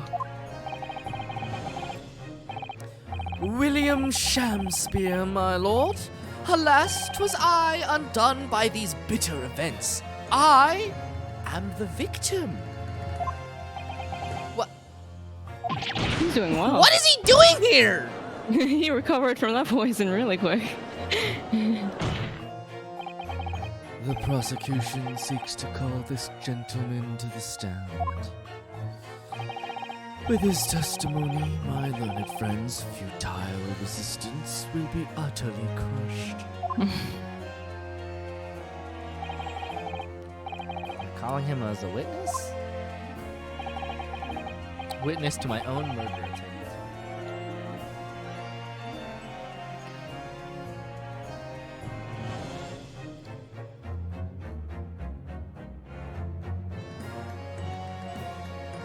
Very well, Counsel.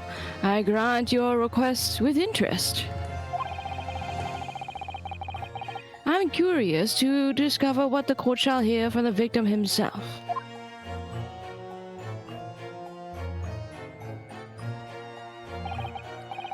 Happy am I, Shamspear, to regale thee with the tale of woe, my lord. But I still have my own tale to tell, my own tale of worse woe. I can regale the court with the tale of my perfect innocence in perfect English.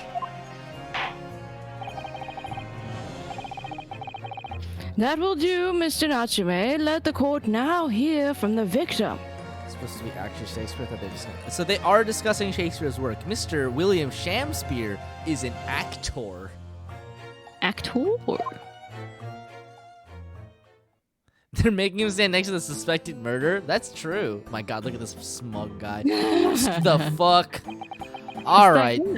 So that's Mr. Shamspear. Who the fuck is this man? That's the guy that he was arguing with, I think. Yeah. In the first game. Bro, who the fuck is this? He looks like a fucking Popeye character. He looks like Popeye. Yes, I feel sure that we've caught a glimpse of that man before. State your names and occupations for the court, please, witnesses. A writer of words so sweet they do scent the breeze, an inventor of ideas so profound they compose the earth. The unrivaled poet, the unmatched scribe, William Shakespeare. Were the great bard to be recalled to life anew, lo, what a magnificent man. Good fellows, I am he who ponders such a miracle, William Shamspear. Bro, you're treating him like he's fucking Jesus. Oh, raid. Wow, raid, Riley, hello, thank you. Thank you for the raid. Thank you for the raid. That's so nice. My name's Meterman. Adrian B. Meterman. I work for the Altamont Gas Company, East End branch office. Ah, I remember now. It was yesterday on Briar Road. Bro, is he arguing with the gas man? Oh, yes. She's right, it's him. Oh, what's this?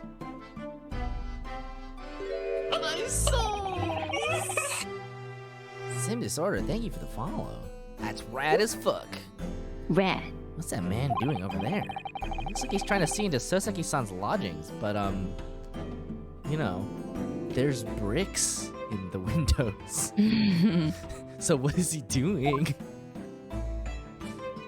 He's so fucked up when he learned about the window tax. Is something wrong, Mr. Naruhodo? Excuse me, could we have a word? Ma!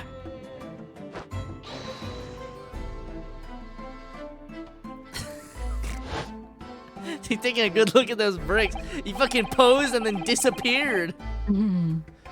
Just like, peace. At least we spotted him outside Mr. Gerardev's house that morning. And he's a gas company employee? What does that have to do with this case? His name is Naruto? Yeah, Ryunosuke Naruto. Yeah, he did a rider pose and then he fucking, like, vanished. So, Mr. William Shamspear, you are the victim in this miserable affair, correct? Oh heaven, oh hell, do you command me to remember? That sweet poison that didst crossed me and crossed mine innocent lips? I subpoenaed him for the trial. With his doctor's permission, naturally. Hearing the testimony of the aggrieved will remove any room for doubt from the jurors' minds, I'm sure. Lawyer's asking you the questions, hit the brakes. Behold, you have only to rearrange the letters of my name to see that me's a seraph, an angel indeed. Thus be I noble of mind, sweet of nature, and verily honest of heart, as all heavenly angels be. Because there isn't a less contrived meaning in your name. No, not at all. The jurors seem to be very moved by this man, I'm afraid.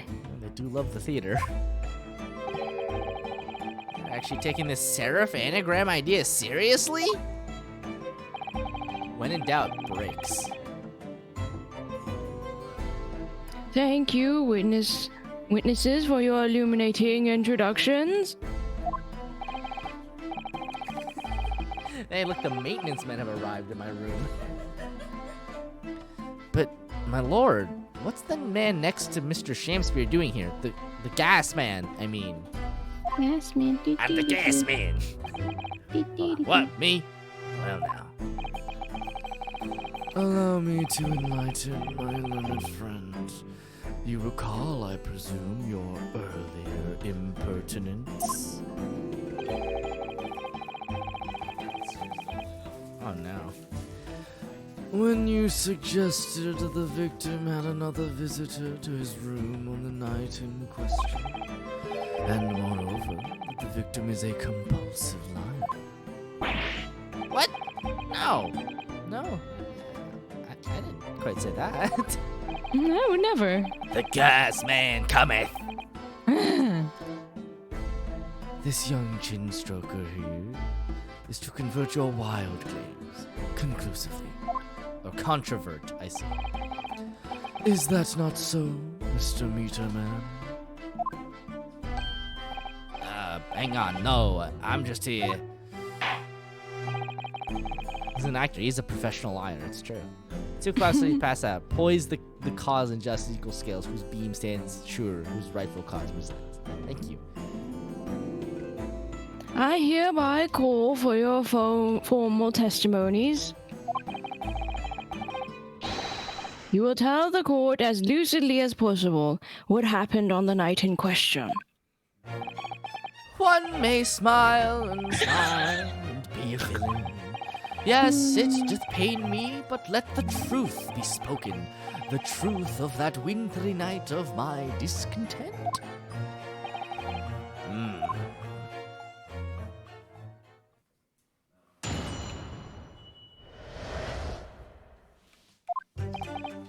The snow lay about. My neighbor did cometh in the evening, paring a gift of tea. But marry, bitter was his drink, and when he left I did fall prostrate on my table. 'Twas the tea alone did pass my lips that late hour, not else. Not soap, let me tell you. I was outside this bloke's window in the freezing cold all night, keeping an eye on his room. No one else visited his room but that short little round-backed Eastern fella. Why were you watching, and how? What? Wait, what did you say? You were keeping an eye on Mr. Shamspeare's room all night?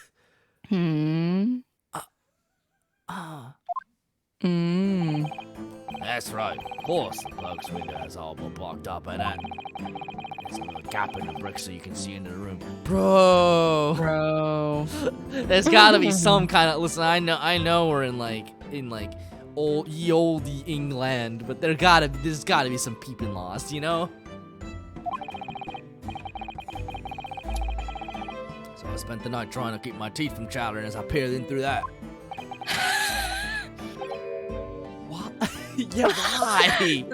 The question, sir, is why? Ah! Well now, that's because he's on my list. What a piece of work is a man! Wherefore wouldst thou not stare in wonderment? What are you talking about? Can anybody speak English? This buzzing busybody hath not part in this play. I pray thee, pay him no heed, make him no more ado about his tedious work. There's a list now. Just say about me. He looks like a bee. Look at him.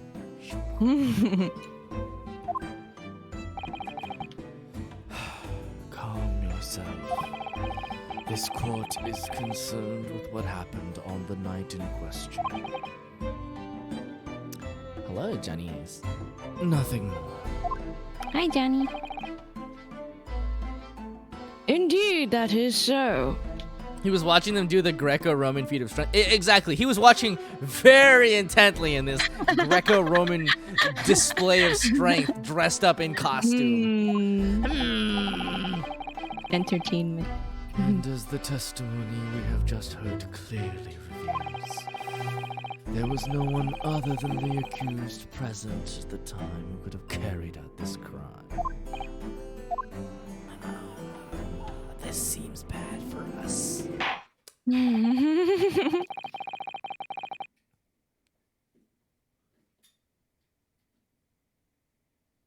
Well, I believe this may be the final testimony of this trial. Oh, that's so optimistic of you, Judgy.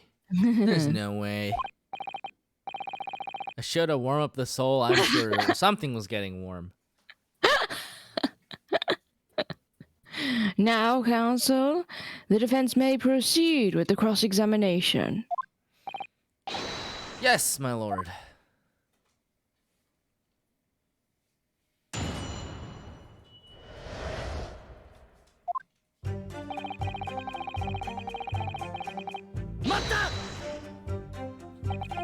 To be clear, by neighbor, you are referring to the defendant, Mr. Natsume. Oh, indeed, sire. Perchance thou wouldst that I call him the man from upstairs? And at what time did the mustachioed Nipponese visit you in your room? Our meeting was promised for the hour of 9, and lo, did he come to tender a gift of fragrant tea? Details which are in accordance with the defendant's own testimony, yes. And we were broiled in such a literary debate as history hath not seen before. By which I presume he means... Their discussion about who was the stronger, Romeo or Juliet? I, Shakespeare, did play the part of young Romeo, whilst my neighbor played the fair Juliet. Each of us dressed as would our characters be, to bring weight upon our merry experiment.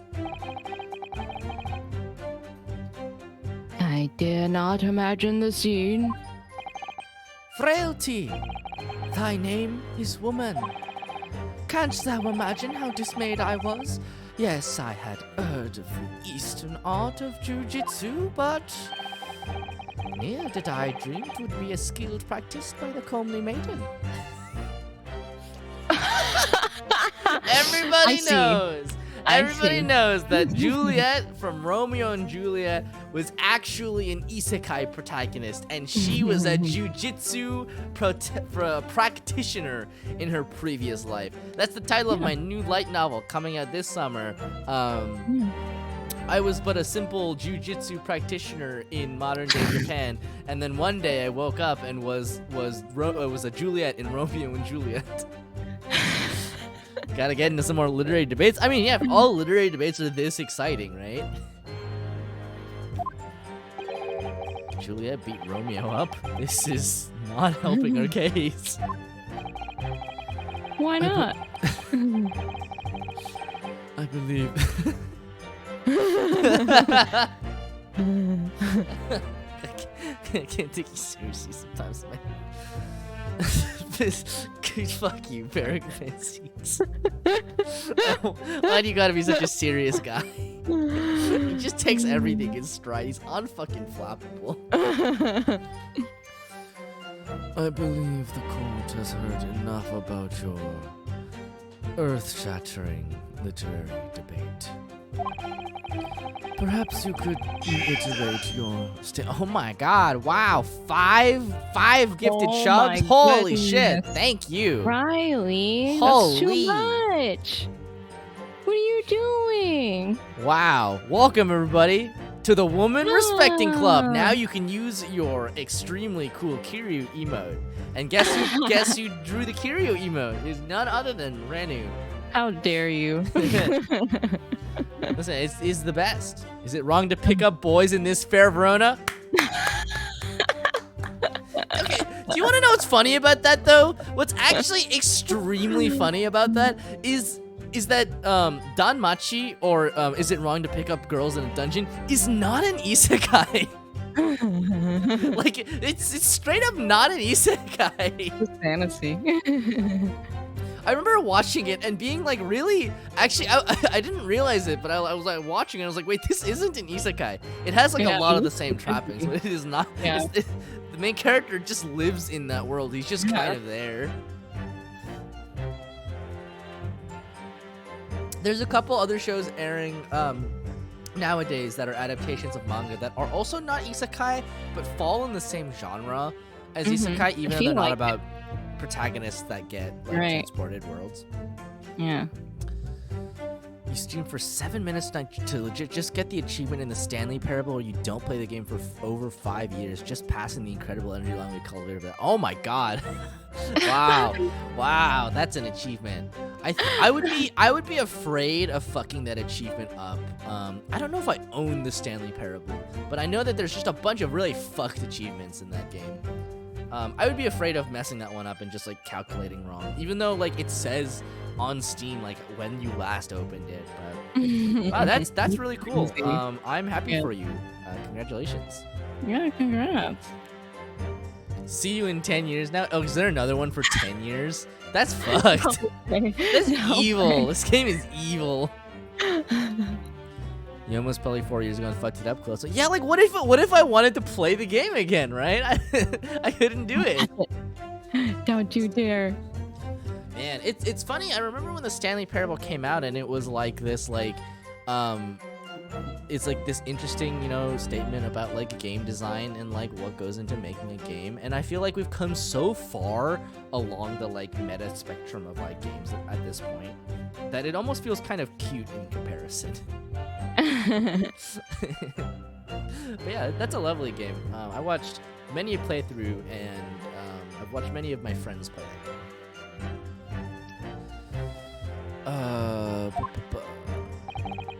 My liege, I am thy servant. Gladly I would do thy bidding. Fully agree with it's such acceptance. Yeah.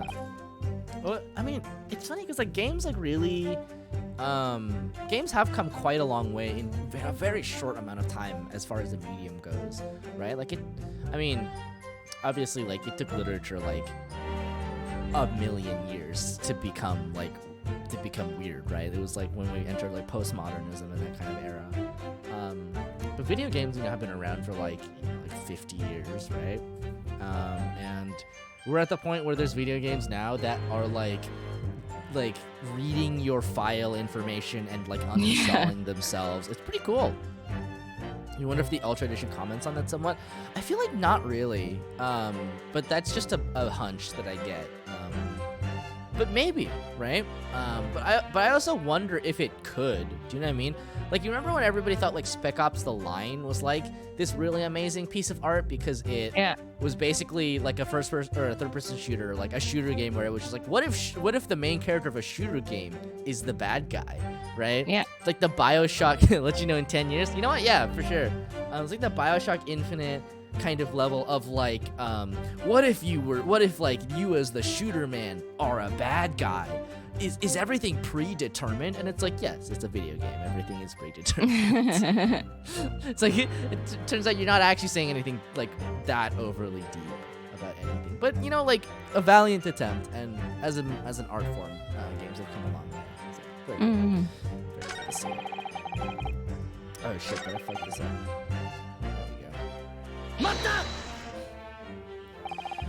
Let me stop you there.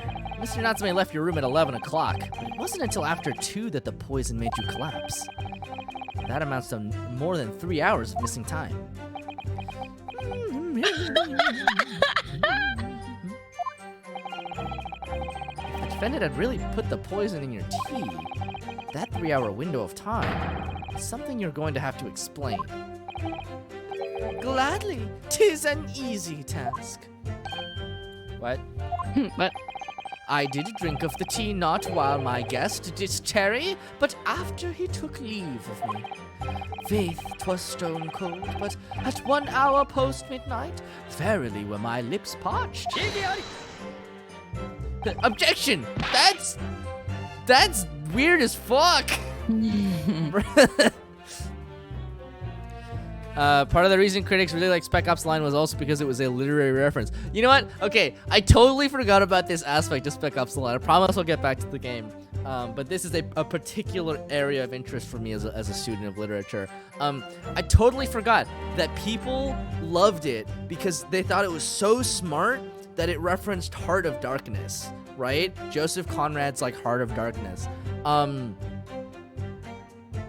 And looking at it now from 2022, it's so like stupidly obvious, which is just like, hey guys, Heart of Darkness is also really racist. Like, Conrad was a weird dude with a lot of problems. I read Heart of Darkness in a class about like post-colonial literature as an example of pre-colonial literature, and being like, yes, there are some complications in this story, but ultimately, like, what's important is like the framing of the story and who is telling the story and what kind of story it's telling and why those things might be problematic. But yeah, it's like, oh cool, you remade Heart of Darkness. Heart of Darkness was like racist like when it came out. So like congratulations, like we have made a very little progress. So yeah, I totally forgot about that aspect, but you're right. I mean, Spec Ops The Line, I mean, I guess there's something to be said about like being there early, but at the same time it's like pretty much exactly the same problems. It's like, oh yes, look at what you know, going into the mythological wilderness does to you. It drives a man primal. It's just like, okay, all right, like we're in like Dubai. Like, calm down. It's still centered around a white protagonist, right? It's like, sure, it's about the like. But, like, the thing is, like, that's the thing about Heart of Darkness, right? It's about the corruption of otherwise civilized white men. And, like, obviously, you can read it as being like, well, you know, like, it's, like, saying there's not much of a difference. But at the same time, it's like, well, it's also saying that, like, you know, the place you're going to is a less civilized place where people just, like, go bananas or whatever. The madness of the dunes drive men to war crimes. Exactly, right? Oh boy, man! What an interesting time that was. That was like, it was a weird time for media in general. Anything like kind of in the transition between the Bush to the Obama era was like very strange. That doesn't sound normal. Oh my God, you freak! Nay, 'tis quite ordinary, sire. After all, thou wouldst recall our fiery debate. Amid such arguments, there'd be no time for fiery Romeo and Juliet again. And who was stronger? I think it was Juliet. I think she was jacked as fuck. I would love, you know what I want? And this is totally out of like left field. I want Hideo Kojima's Romeo and Juliet. Oh my God, that would be amazing. Can you imagine? It sounds awesome. I can't even imagine, and I want to see it. Mr. Shamspeare, in summary, allow me to confirm. Did you not come here with the intention of naming your attacker? But of course, my liege. 'Twas the stooped lover of words that attempt to shuffle me off this mortal coil. Hideo does love his monologue. Exactly. I don't know what that means. Don't you think all Shakespeare would be improved if you introduced nanomachines? Objection! That's not normal. Have you seen this man? Yeah, this man is not normal. I'm not even gonna ask what's going on back there. Mata!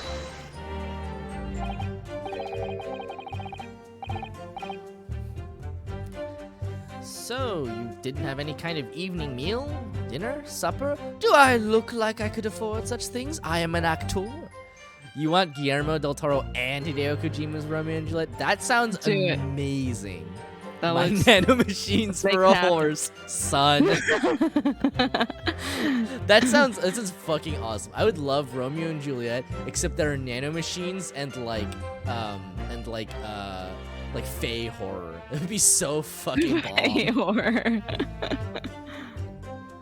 Man, you know what's so funny? I was literally thinking about The Shape of Water the other day. And like I love Guillermo del Toro and how much he's, because like Guillermo del Toro and Hideo Kojima are two creators who are just like so like, I don't give a fuck. I'm just gonna make whatever the fuck I want. They're gonna make the thing. They're creators. Yeah, you wish you had a way to play the Metal Gear games. Yeah, me too. There's always emulators, I suppose. But I was thinking about The Shape of Water and just how like it's so on the nose it is about like everything. Like there's like symbols in the movie that are so like blatant they might as well be spelled out in like actual like physical print. It's like she feels like a fish out of water. That's what she has, like little scars. Right? And I love it. I love that stuff, right? Because it's signposted to you so strongly, so visually. Right. And I feel like a lot of people don't realize that, and then it's just like, oh, it's just a weird, freaky fish fucker movie. And I'm like, well, okay, all right, but it's like a whole metaphor. It's like really obvious. It's right there. Ha! Fie on luxury, fie on gluttony. To eat thrice daily is but a waste of time. Dom text. Subtext? No, Dom text. Yeah, exactly. I would that my belly were full, no more oft than the sun doth rise. Most heroic eating habits, I must say. The judges really like, damn bitch, you live like this. Good Night night, and good day. luck with all this. Good night, Sim Disorder. Thanks for coming by. Yeah, thanks for swinging by. Good to have you. Night and day do I fill my hours with learned study of the great bard and playwright. Hence is it that there doth not in my chamber be then the costumes of mine heart. Huh. Yeah, there's no subtext here. There's just text. That would appear to be the case, as even a rodent was found starved to death in your room. Oh my god. Oh wow. And now I think of it, it's not just food that was conspicuously missing from that room, is it? Wait, Magpie, this is the perfect time. Where's that podcast copy pasta? No. Don't do it. It was basically marginalized folk join up to help their fish fucker friend. Exactly, right? It's like marginalized people like find solidarity with each other. They feel like fish out of water, and it is made explicit by there being a literal fish out of literal water. If you're interested in more critical literary analysis of anime, Renu and I do an anime podcast together. And I really need to put this in as a command, but Magpie has a copy pasta they used on Renu's channel, which I think is extremely funny. I think that's so cute. It's just the worst. No, Magpie, don't do it. Yes. No. I don't recall seeing a single player script anywhere. Wait, my guy, do you not have scripts? For I have devoured them all. Like literally? Did you eat them for sustenance? Oh, you've eaten them? Every word be within my skull. Didst thou imagine otherwise? And in my stomach. Because you don't really eat. Okay, right, all right. Okay. I wasn't misleading at all. Now, could you turn around, do you think? Which brings us to the conclusion that the only way the poison could have passed the victim's lips is in the tea. It's the tea, sis.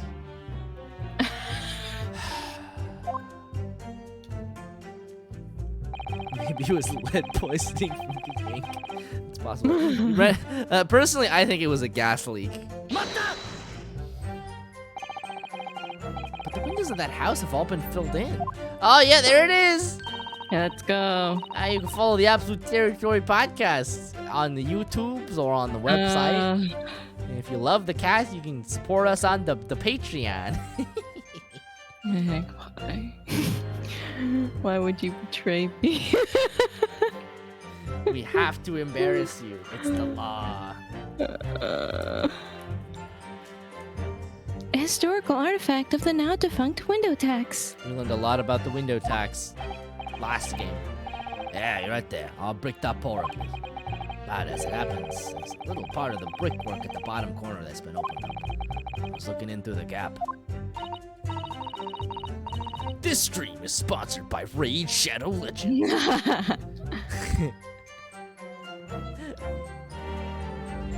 Yes, there were a few bricks loose, weren't there? I mean, in a way, this stream is extremely sponsored by the Absolute Territory podcast. For some strange reason, a couple of bars of soap lined up on the ledge outside as well. Yeah, what the fuck is up with all of this soap? Could somebody explain? They use it as bricks. Don't like going around poking my chin in other people's business, especially on freezing cold nights. And as my orders, that's what I'll keep doing. As long as there's breath in my body. It seems terrible. It was really cold out there. Like, ice cold. Like you were ready to die. What's with all the theatricals today? Out of interest, Mr. Meterman, after the accused had left and returned to his own lodgings, did you see the victim leave the room at all? No, he never left. He was in that room the whole time as far as I'm concerned. And we can therefore discount the possibility of suicide. Gotta get to pay for it, it's true. I mean, metermen have always been a nuisance in society. How can you be sure of that? The police carried out a thorough investigation of the scene and found no receptacle for the poison.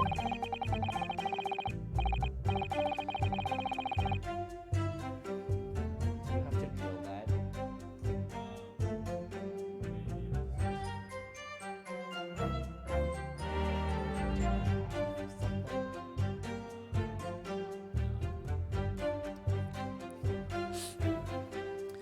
And since we know they're working on the Ethernet behind me, and since we know the victim didn't leave his room and hence didn't dispose of the poisonous container himself,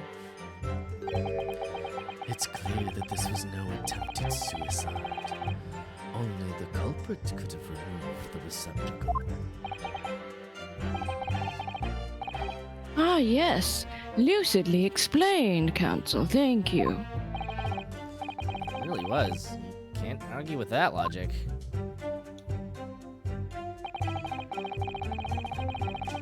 Do you need to listen to some more Atcasts? You've been looking for some new anime? Oh boy, let me tell you, there's been so much fucking anime coming out. Ah. In fact, I want anime to stop coming out. Last episode talked about some good ones. Oh man, it was a good season. Good season for the gays, let me tell you. Speaking of, the newest episode should be out either later tomorrow or on Monday. And it is also about gay things. But we'll also do some ranting, so you'll see.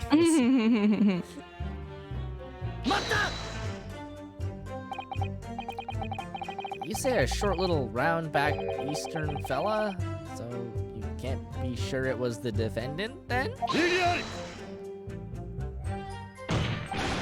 How many other short little round back Nipponese with a mustache do you think there are in London? Speaking of gay things, have you seen The Executioner and Her Way of Life? Yes, we have watched 1 or 2 episodes of The Executioner and Her Way of Life, and we are aware that it explicitly does have the Shoujo I tag on it, so we'll be keeping an eye on it. It was pretty good. I hear that like the pacing of the next couple episodes is kind of a mess, but the first episode is pretty good, so we'll keep watching. Our flag means death, put you in a game mood. Oh, I still need to watch that. Everybody I know is like, oh man, this show is so good. And I'm like, ah. Everyone's losing their mind over it, and I'm like, okay. Yeah, we gotta watch it. Gotta watch it. I was having a conversation about the about the Untamed earlier today. Renu rants and me shouts. Yeah, that's pretty much what it is, right? Yeah, you'll get a lot of that on last episode. Oh yeah. Where we wrap up talking about some stuff. It's a little messy, but you hopefully think it's on purpose and will be addressed later for plot reasons. That's always the hope, right? Sometimes it does come around, and sometimes it's just like Sabikui Bisco, where the first couple episodes are achronological for no discernible reason, and you're just confused. But then it turns out to be like your favorite show of the season because it's like extremely gay in a way that you didn't think it would be. Anyway, well, of course, it's only a narrow gap, and it was quite dark, so I didn't notice the mustache. He showed up at around 9, so I'm pretty sure of that myself. I have no idea where this guy's actually just going. When the person you saw arrived, did he and Mr. Shamspeare drink tea together? It's because he's meant to be like an English guy, but like he looks like a New York man, you know? Yeah, he does. Sorry, I couldn't say. Why not? Because I couldn't see into the other room all that well, could I? What did I see? But what I did see was the silhouette of that round-backed fella wearing a pretty dress. The pair of them started some kind of wrestling match. I tell you, I didn't know what to make of it. I suppose that was the Romeo and Juliet championship battle getting underway. I'm not gonna lie, this like they're all so nervous about this. Like that's weird as fuck. I think this rules. That sounds like it rules. I want a tabletop game that's just like a LARP that's just Romeo and Juliet championship battle where you just dress up as Romeo and Juliet and do some Greco-Roman wrestling. Riley, how dare you follow me on Twitter? God dang it. Mr. Meterman, allow me to confirm one final time. Apart from the accused, can you state with certainty that no one else visited the victim on the night in question? Sorry for party rocking. Never apologize for party rocking. Some Fate Stay Night BS sounds like it does. It sounds like the plot of a Fate like thing. Yeah, it's here we have I guess do you think Romeo would be like a lancer? Would he be a rider? Yeah. I guess so. Right, exactly. No question. Gassman's honor. Hold it. It is being held. Oh? My lord! Juliet's definitely a saber face. Oh, you are right. You are right. Juliet is absolutely a saber face. Meaning he looks like a rejected Popeye extra. Yeah, he does. Yes, Mr. Foreman? I've kept my mouth shut and listened up to now, but this has gone long enough. Are you all with me? Yes. Yes. Are we to understand that you ladies and gentlemen of the jury are in agreement with one another? The snippets you hear about Fate make it more and more confusing. Yeah, okay, so Trish is right. Watching it does not help. It really doesn't get any less confusing. It's amazing. It's like, okay, so you know how, like, JoJo's Bizarre Adventure is kind of like that? Where, like, you watch it, like, out of context, and it doesn't make any goddamn sense. And then you watch it in context, and then it doesn't make any goddamn sense. But, like, you kind of get the gist of it. That's, like, what happens with Fate, but you have to watch more. The only exposure to Type Moon is Kara no Kyokai, which really skews the respect. Yeah, it does. Kara no Kyokai is it's something. It is something. But I think you're right. It's pretty atypical for like a NAS to work. That you've reached a unanimous decision. Oh boy, is it our favorite time? Yeah. 2 right we have. Are you all with me? Yes. Yeah. No, wait, no! The defense is in the middle of a cross-examination! Be honest, I was holding out a bit of hope for you, young man. Especially after you identified those few hours that followed the accused leaving the victim's room. Yes, the 3 missing hours, as you put it. The first season or 2 of JoJo was, in fact, more confusing. Yeah. 3 makes things only slightly less confusing, and then 4 throws a wrench in it, and then 5 is pretty good, and then 6 throws another wrench in it. Like 6 wrenches.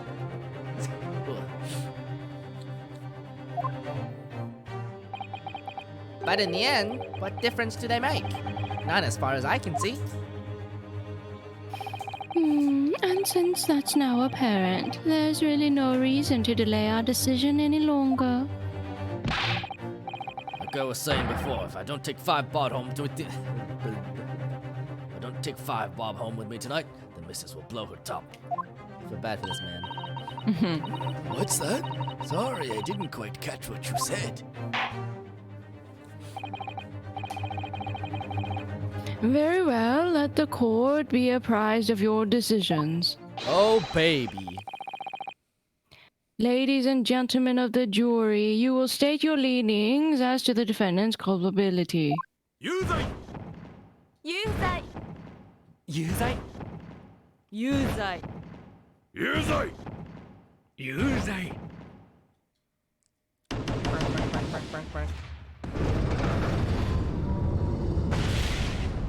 Wow. All of you? I don't know what you expected. Well, it would appear that the jury is indeed unanimous.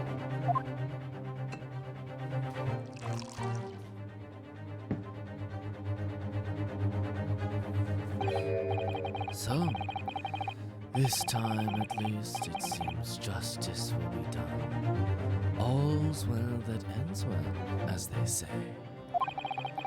This calls for a toast, I fear. To the guilty being punished. Ugh. You swear Ace Attorney characters look like they belong in a new Pokemon game? Yeah, that's true. Ah!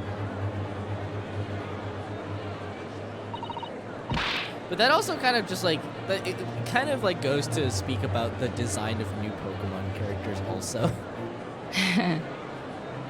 Get up, Mr. Naruhodo, please.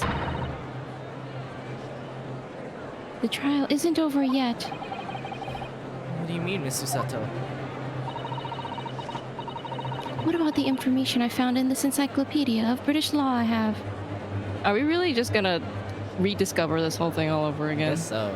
Just kill the defendant right now and get over it. You honestly like some of those designs? Oh, I love them. I think they're gorgeous. I think Pokemon has been one of the, like, their designs get more and more bonkers with each iteration of the game. But, like, they're always so fun. You know what I mean? I think there's something to be said about, like, a design that just is fun. Which I really appreciate. Yeah. That obscure right that belongs to the defense in these situations, remember? Summation examination. Yes, that's right. We don't have a jury in Japanese courts, of course. But here in a British court of law, if we can reverse the decisions of the majority of the jurors. They fit the aesthetic? Yeah, for sure. We can force the trial to continue. Alright, pick yourself back up, Renu. This trial can't end now. Whatever it takes, we just can't let that happen. The defense moves to invoke its right to a summation examination, my lord. Oh, for fuck's sake. Ah. Why am I not surprised at my learned Nipponese friend's inability to admit defeat? You choose to cling desperately to some archaic rule you barely comprehend, instead of accepting the truth. Certainly, no other defense counselor in recent times has exercised the right to a summation examination. My question is why? It seems really useful. Do they just fucking turn over and die? They're the worst. Like, okay, I have to assume that the defense lawyers in this era must be just like absolute dog shit, right? Because, like, if you actually cared about being a lawyer for your client, you would invoke the hell out of this right. Maybe this is the commentary on British law. Hmm? Genuinely delightful stream. Just gonna toss a raid, but now you're 30 minutes into watching, and yeah, it's been lovely. You gotta sleep. All right. Thank you so much. Thank you for coming by. Thank you for the raid. Thank you for the That's so gifted nice. subs. That was so nice of you. Yeah. Yeah, and I hope you come back. I'm glad you like the vibes of the stream.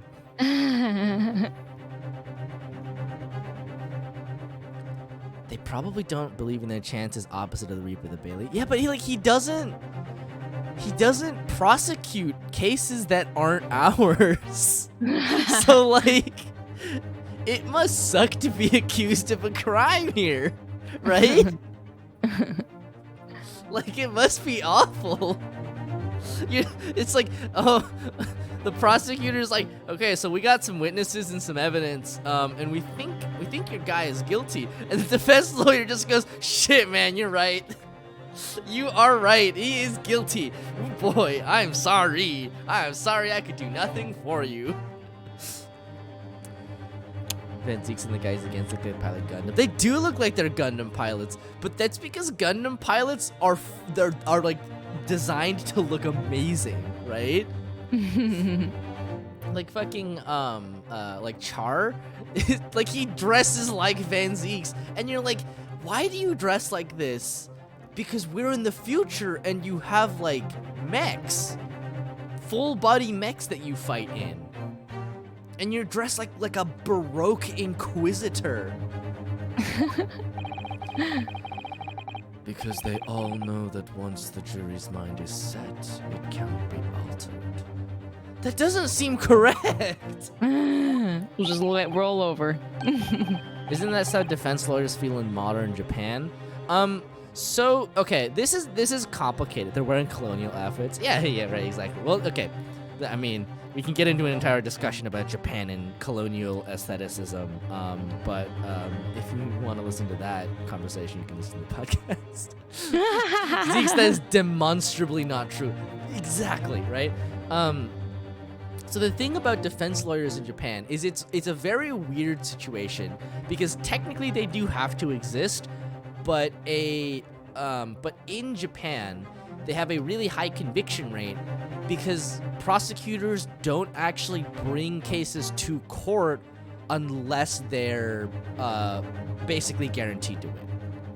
So it's just highly improbable that you would overturn the weight of evidence because at the point at which they're bringing the case to bear, it's almost a formality, right? And that, I don't know if that is still the way the law is, but that is what I've heard about the Japanese law system and why their conviction rate is so high. But I can imagine in a situation like that, it's not so much that you're trying to prove your client innocent, right? Is you're just doing the defense lawyer job of trying to negotiate your sentence down.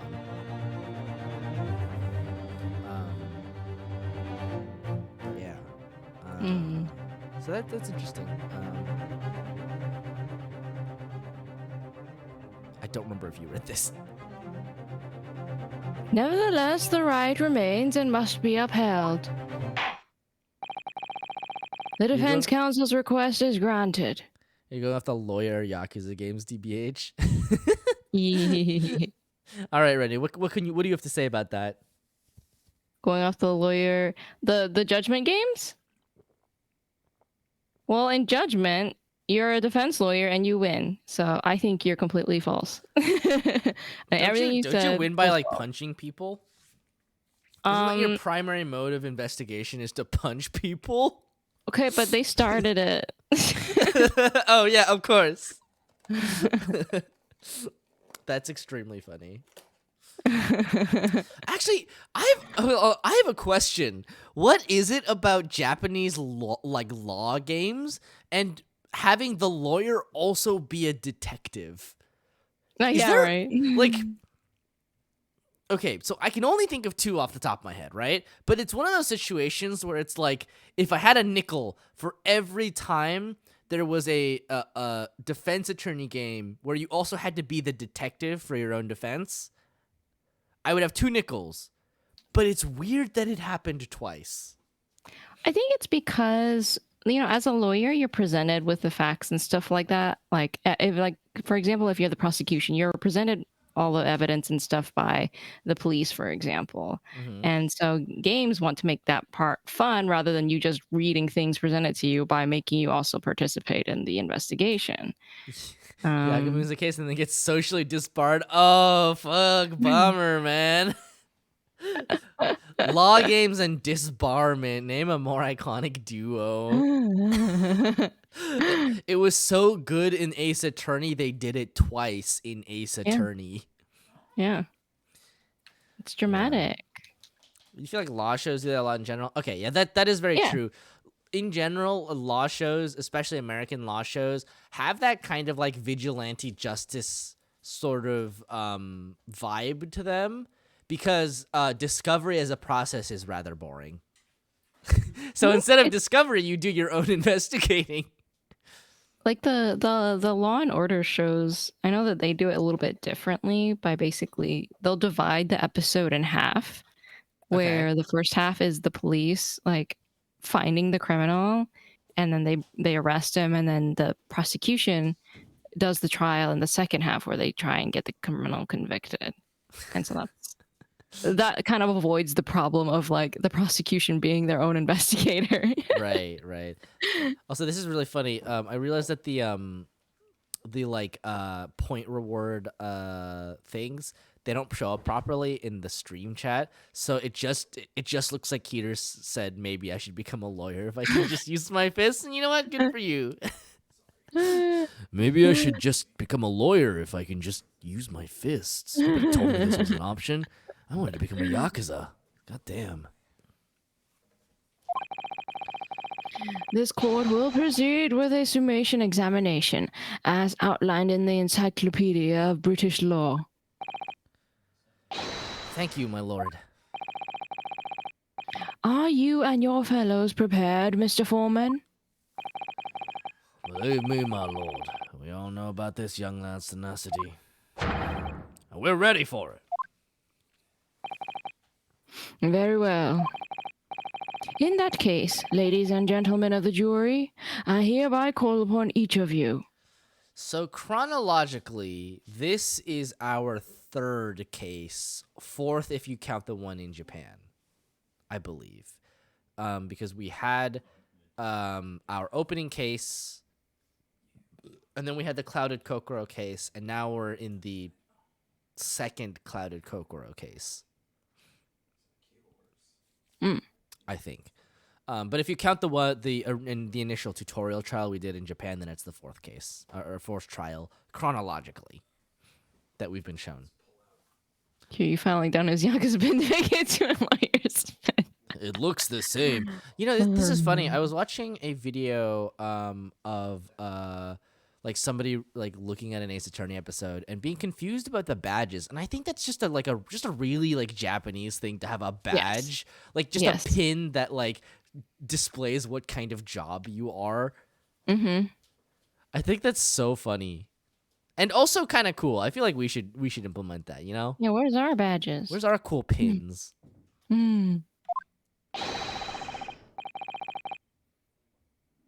To state the grounds upon which you find the defendant guilty of the crime for which he stands accused.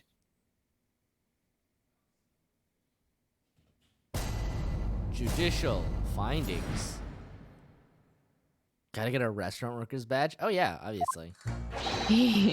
Victor may not be well off, but he's a noble man, straight up. There's no reason to doubt the man. Well, I do declare the good gentleman has no reason to lie. In fact, I think he's rather splendid. Bro, they all love this guy.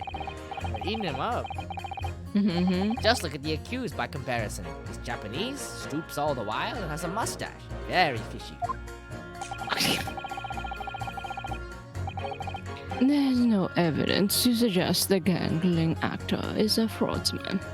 For now, at least. Ah, I don't care about it. I just need to get this trial done quickly. 3 hours of missing time is nothing when you reach my age, bro. Nothing at all. The answer is to unionize so you can make union pins. Ooh, very true. Ah, I knew it. Every single one of them seems completely convinced. It would seem that all the jurors have come to the conclusion that Mr. Shamspeare is a fine, upstanding, and honest citizen. If you ask me, they've all been bewitched by his strange theatrical movements. It won't be the last time. Remember Mr. Ashton Graydon Uh-huh. and his fanciful movements?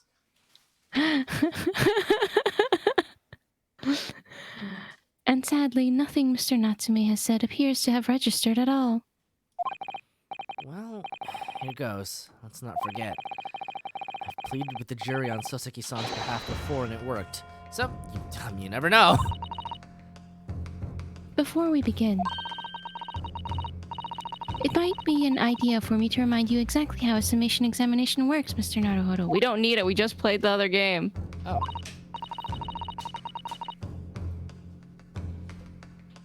Well, you're still very new to British law, after all. That's true, I suppose. And Soseki-san's fate is entirely in my hands now, too. We just had a trial 2 days ago where we did this. There's always a chance I might have forgotten some crucial detail. Perhaps I should get Susato-san out. No! Should I let her talk me through it again or not bother? Don't you dare. Look at her, though. She's so cute. She wants to remind you so badly. I love her, but don't you dare do this. Thank you for the kind offer, Miss Susato. But I've been through plenty of these summation examinations already now. Thank you. I think it's important that we don't delay the start any longer than necessary. Of course, I understand. And I'm quite sure you're right. Susato will remember this.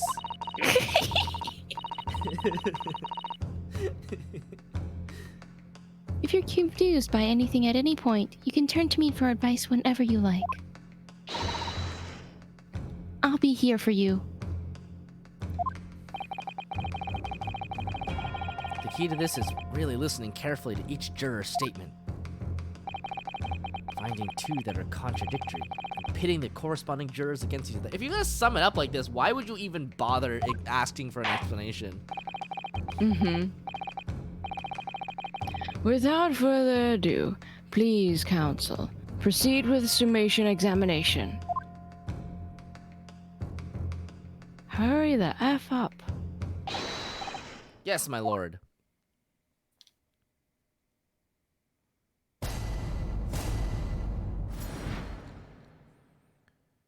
Good Jiminy Jesus. Look at them in the background.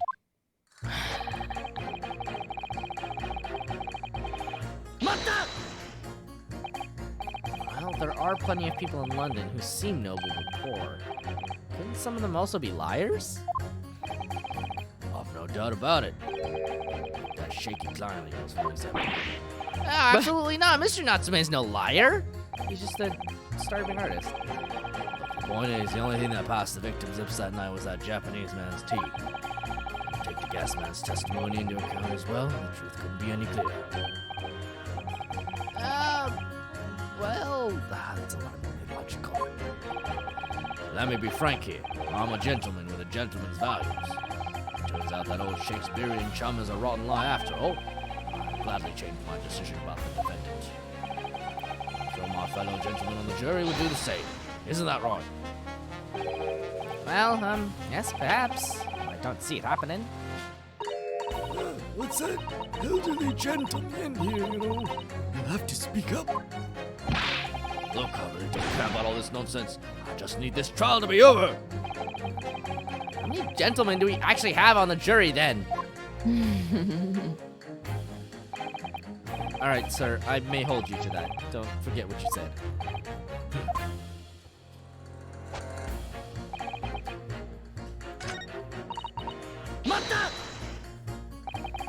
Are you saying you believe the man to be trustworthy because he's rather splendid?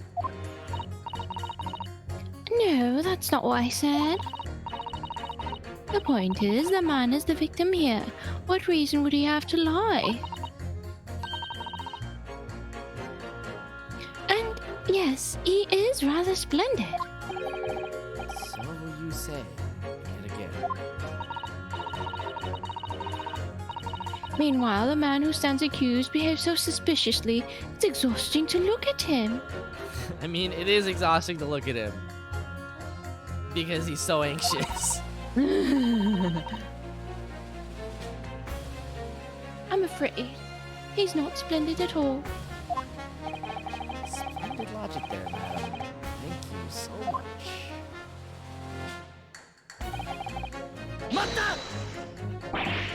Oh, no. Not one of those things is a reason to find the man guilty. But he is fishy. There's no point dancing around that fact. He's Japanese, he has a mustache, and he stoops. You see, you arrive at the conclusion in just 3 steps. 3 steps. Like a waltz, in fact. Now, the more I think about it, the more this trial seems like a dance. You seem to be several steps ahead of yourself, though. Man, you're on the wrong foot. Should have shown up in the Juliet costume. Oh, that's true. That's where he gets all his confidence. There's nothing but circumstantial evidence here. There's no actual proof of the defendant's guilt. But the victim's version of events is backed up by what the big chin man next to him says, isn't it? Ooh. 1, he saw the Japanese man there. 2, he saw no one else. And 3, he saw the Japanese man there. Oh. There's another 3 steps. Oh, this really does seem more and more like a waltz, doesn't it? Right. The prosecution will waltz its way to victory if I let you speak much more. Okay, so Seki, could you try to be a bit more splendid? Put on the Juliet costume. What do you mean by that, madam?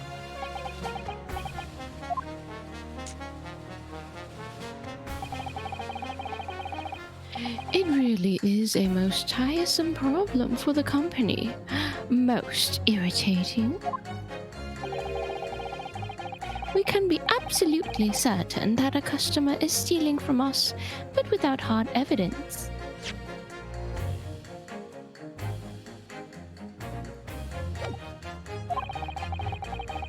We can't even threaten to take action for fear of being sued. I'm sorry you've lost me a little there. Who are you? I'm the wife of Augustus Altamont, owner of the Altamont Gas Company. Bro, it is so not kosher that she is on this jury. Good gracious, Altamont Gas, you say?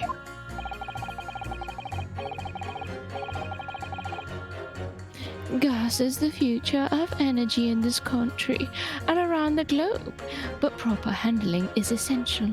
Well, lady, let me tell you about global warming. As I'm sure our employee from the East End branch office would be the first to agree. Absolutely, Lady Quinby. Gotta be used properly. Altamont Gas is the best in the world, of course.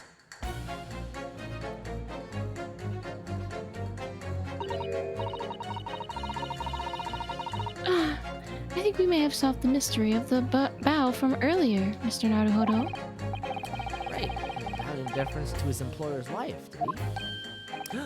So, would I be right in assuming that the reason Mr. Meterman was watching what Mr. Shamspear was up to in his room... I'm afraid there's no end to the lengths the population of the East End will go to in order to steal our gas. So I really have no choice when the company identifies somebody as a possible fraudsman, but to dispatch a worker to watch the suspect day and night. We're very thorough in our investigations. So you mean Mr. Shamspear is...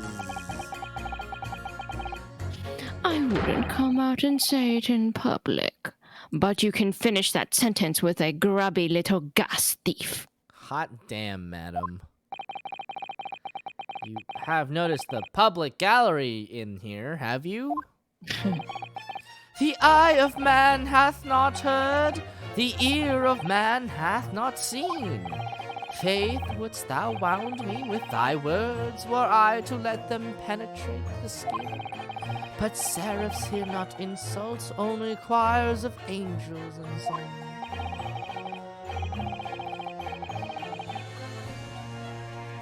We may not have evidence yet, but my workers won't stop buzzing around you until they find it. Oh my god, they did the bee thing on purpose. She's the queen bee. And when they do, you'll find yourself blasted back to your angelic heights in an out-of-mount gas explosion. Bro, she's threatening to kill him. So Mr. Shamspear's been stealing gas. I wondered, juror number 4, if you wouldn't mind adding that information to your statement? My pleasure. Was it the bit about ripping that thief apart you enjoyed? A little before the part about abject violence, if it's not too much trouble. Yes, of course. This could be it. This could shift the balance.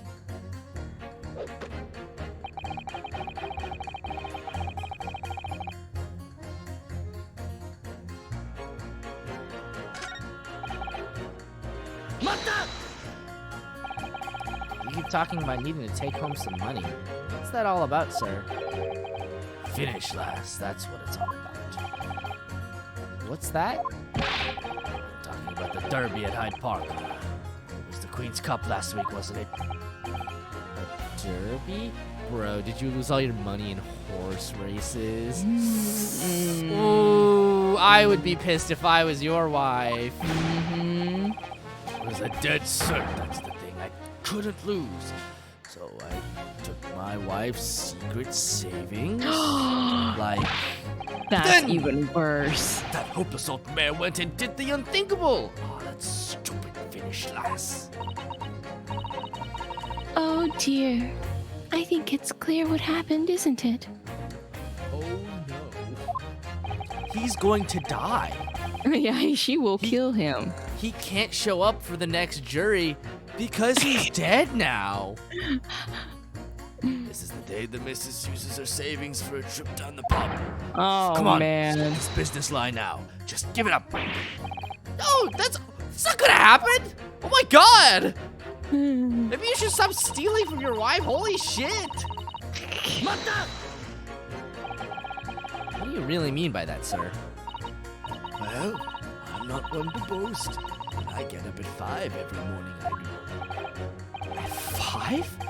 You're a really early riser then, aren't you? What's that now? I said you're an early riser. Oh, well, I wouldn't say that. I mean, I like to while away the hours in the evening reading books as well. But by about 2 in the morning, I'm usually too tired to go on. He sleeps at 2 in the morning and gets up at 5? Who would do such a thing? Oh my. That means he only has 3 hours of sleep each night. What's that, dear? Only 3 hours of sleep each night! Oh, yes, that's right, you said. 3 hours of missing time. Like I said, it's not much, is it? This really isn't helping.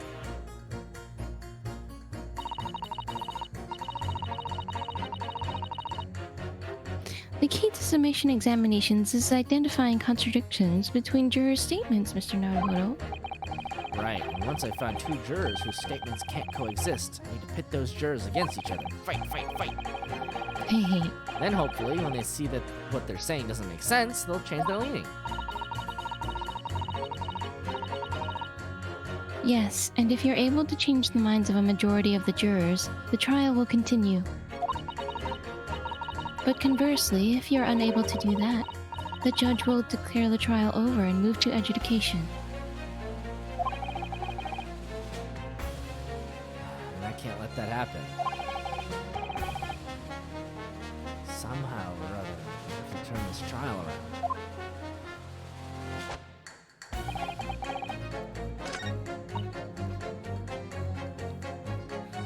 Okay, let's see.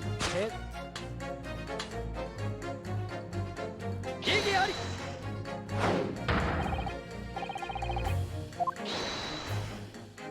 Okay.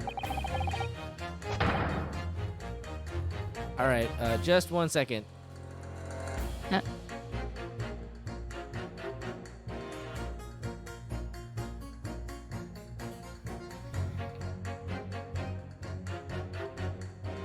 Ah!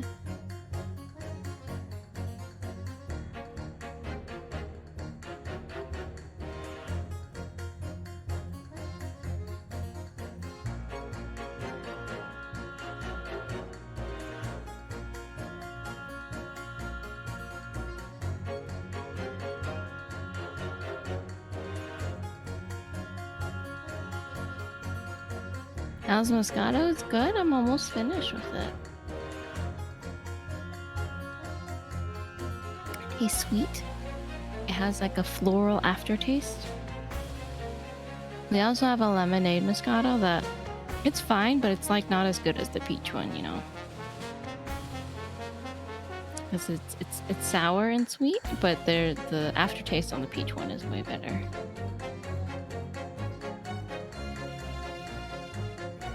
Okay, we're back. Ah, I had welcome to back. drill a hole. Ah, Okay, I think we got that one wrong. Oops.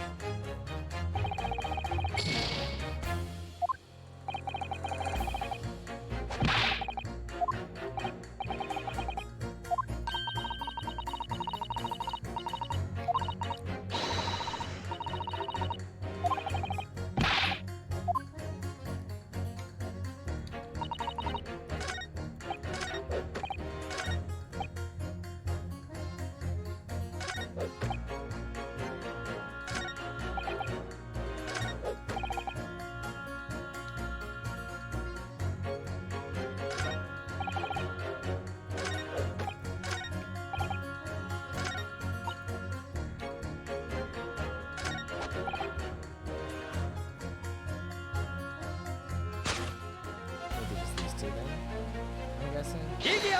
Yeah, there we go. Those two statements clearly contradict each other.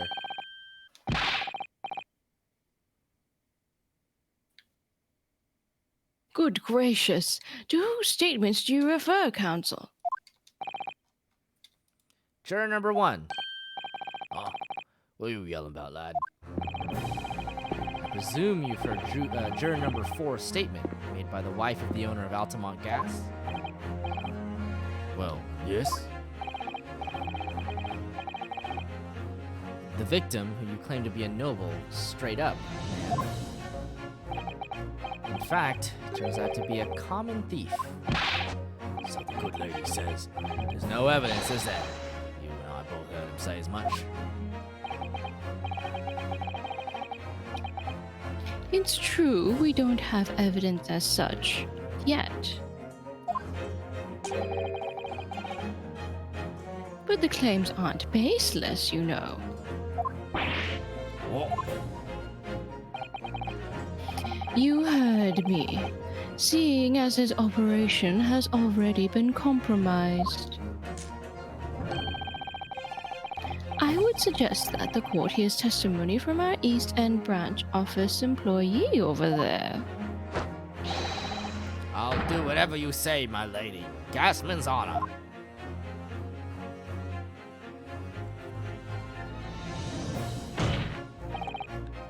Juror number 1, you say you're a man of your word.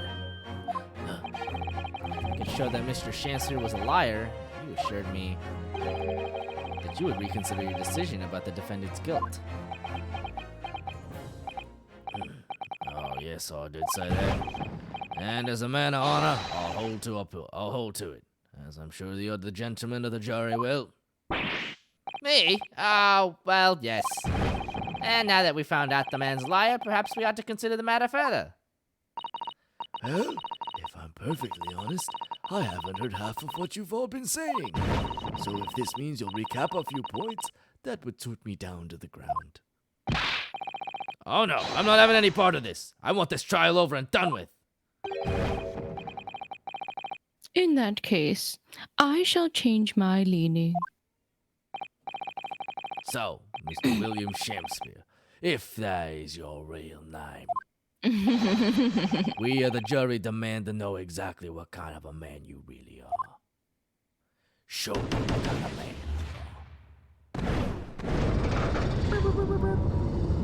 you are. Burke. That's 4 jurors. 4 for not guilty. Woo! Woo! Yes, Mr. Naruhodo. Victory!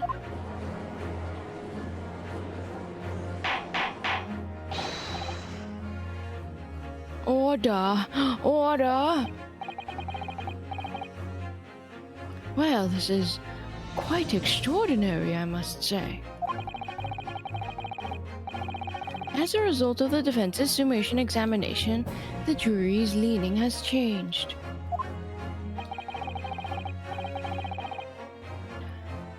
Now only 2 jurors say guilty, whilst 4 say not guilty.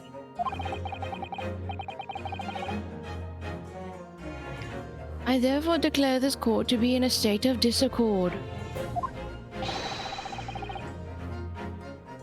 and order the trial to continue.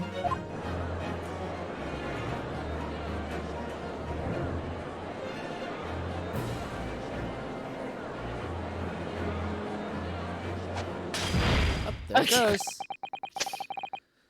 It's the first wine throw of the game. You have spoilt the bouquet, Mr. Shakespeare.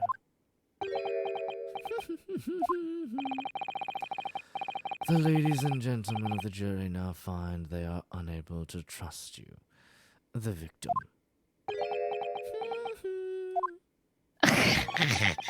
But you gods will give us some faults to make us men. So God mend me, I do swear. This gas man speaketh that which concerns him most, not but gas, not but thin air. Aye, it burneth bright a while, but it hath no substance, and it doth reek foul. Oi, what you say? Do I take it, Mr. Shamspeare, that you deny the allegations of gas thievery? Are we gonna have a trial within the trial about your gas thieving? Most heartily, my lord. Hast thou forgot? I am as a seraph, an angel, noble of mind, sweet of nature, and verily honest of heart.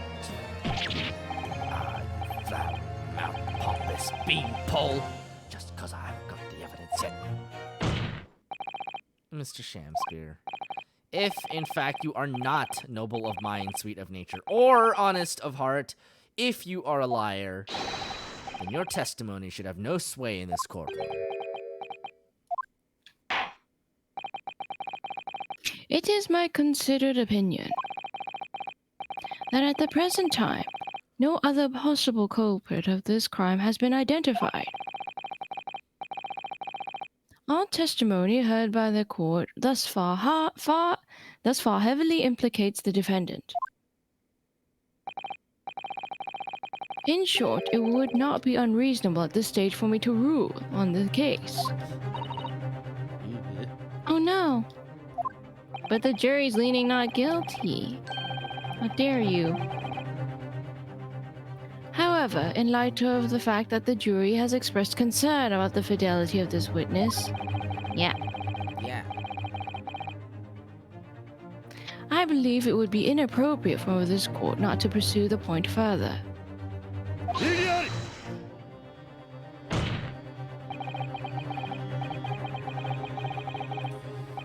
Assure you, that would be a waste of the court's time. The gas and this case are all related. Juror number 4, Yes.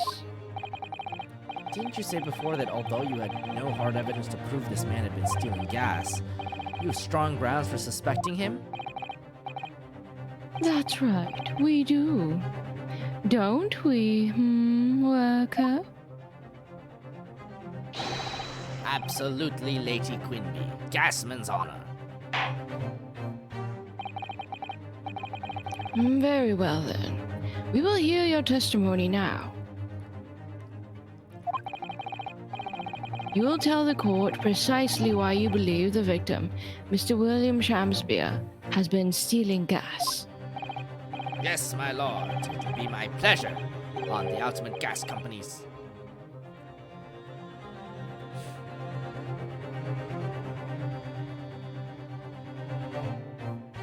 If I may, my lord. Go ahead, madam. This worker's testimony may have a significant bearing on the good name of my husband's company.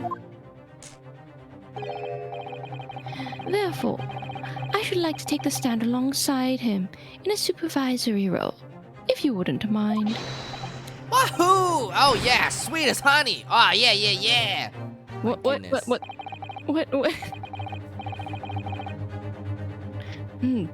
Very well. As an exception, I shall honor your request. Thank you, my lord. You wait till the boss gives you an earful. Oh, it's gonna sting you, mark my words. So you will both testify before the court on the subject of the illegal consumption of the Altamont Gas Company's fuel. Yes. Is that clear, my good man? Clear as Ultimate Gas, my lady. Which is the clearest in the world.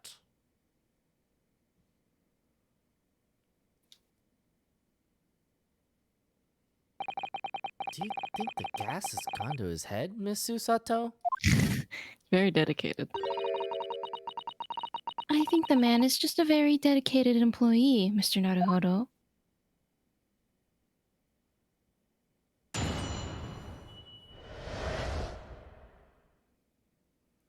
Okay, I think now is a good time to save and leave off for next time. Ooh-wee. All right. Thanks for coming to stream, everybody. Sorry it was a little bit late this week. It should be on time next week, theoretically. It was fun. If all goes according to plan. Okay. I am very tired, so I'm going to go to sleep. Yeah. Big sleep. Sleep time. Sleep. Good night, everybody. Good night, everyone. Thanks for coming out. Started right before I showed up, so perfectly convenient for me. That's true. Yeah. All right. Good night.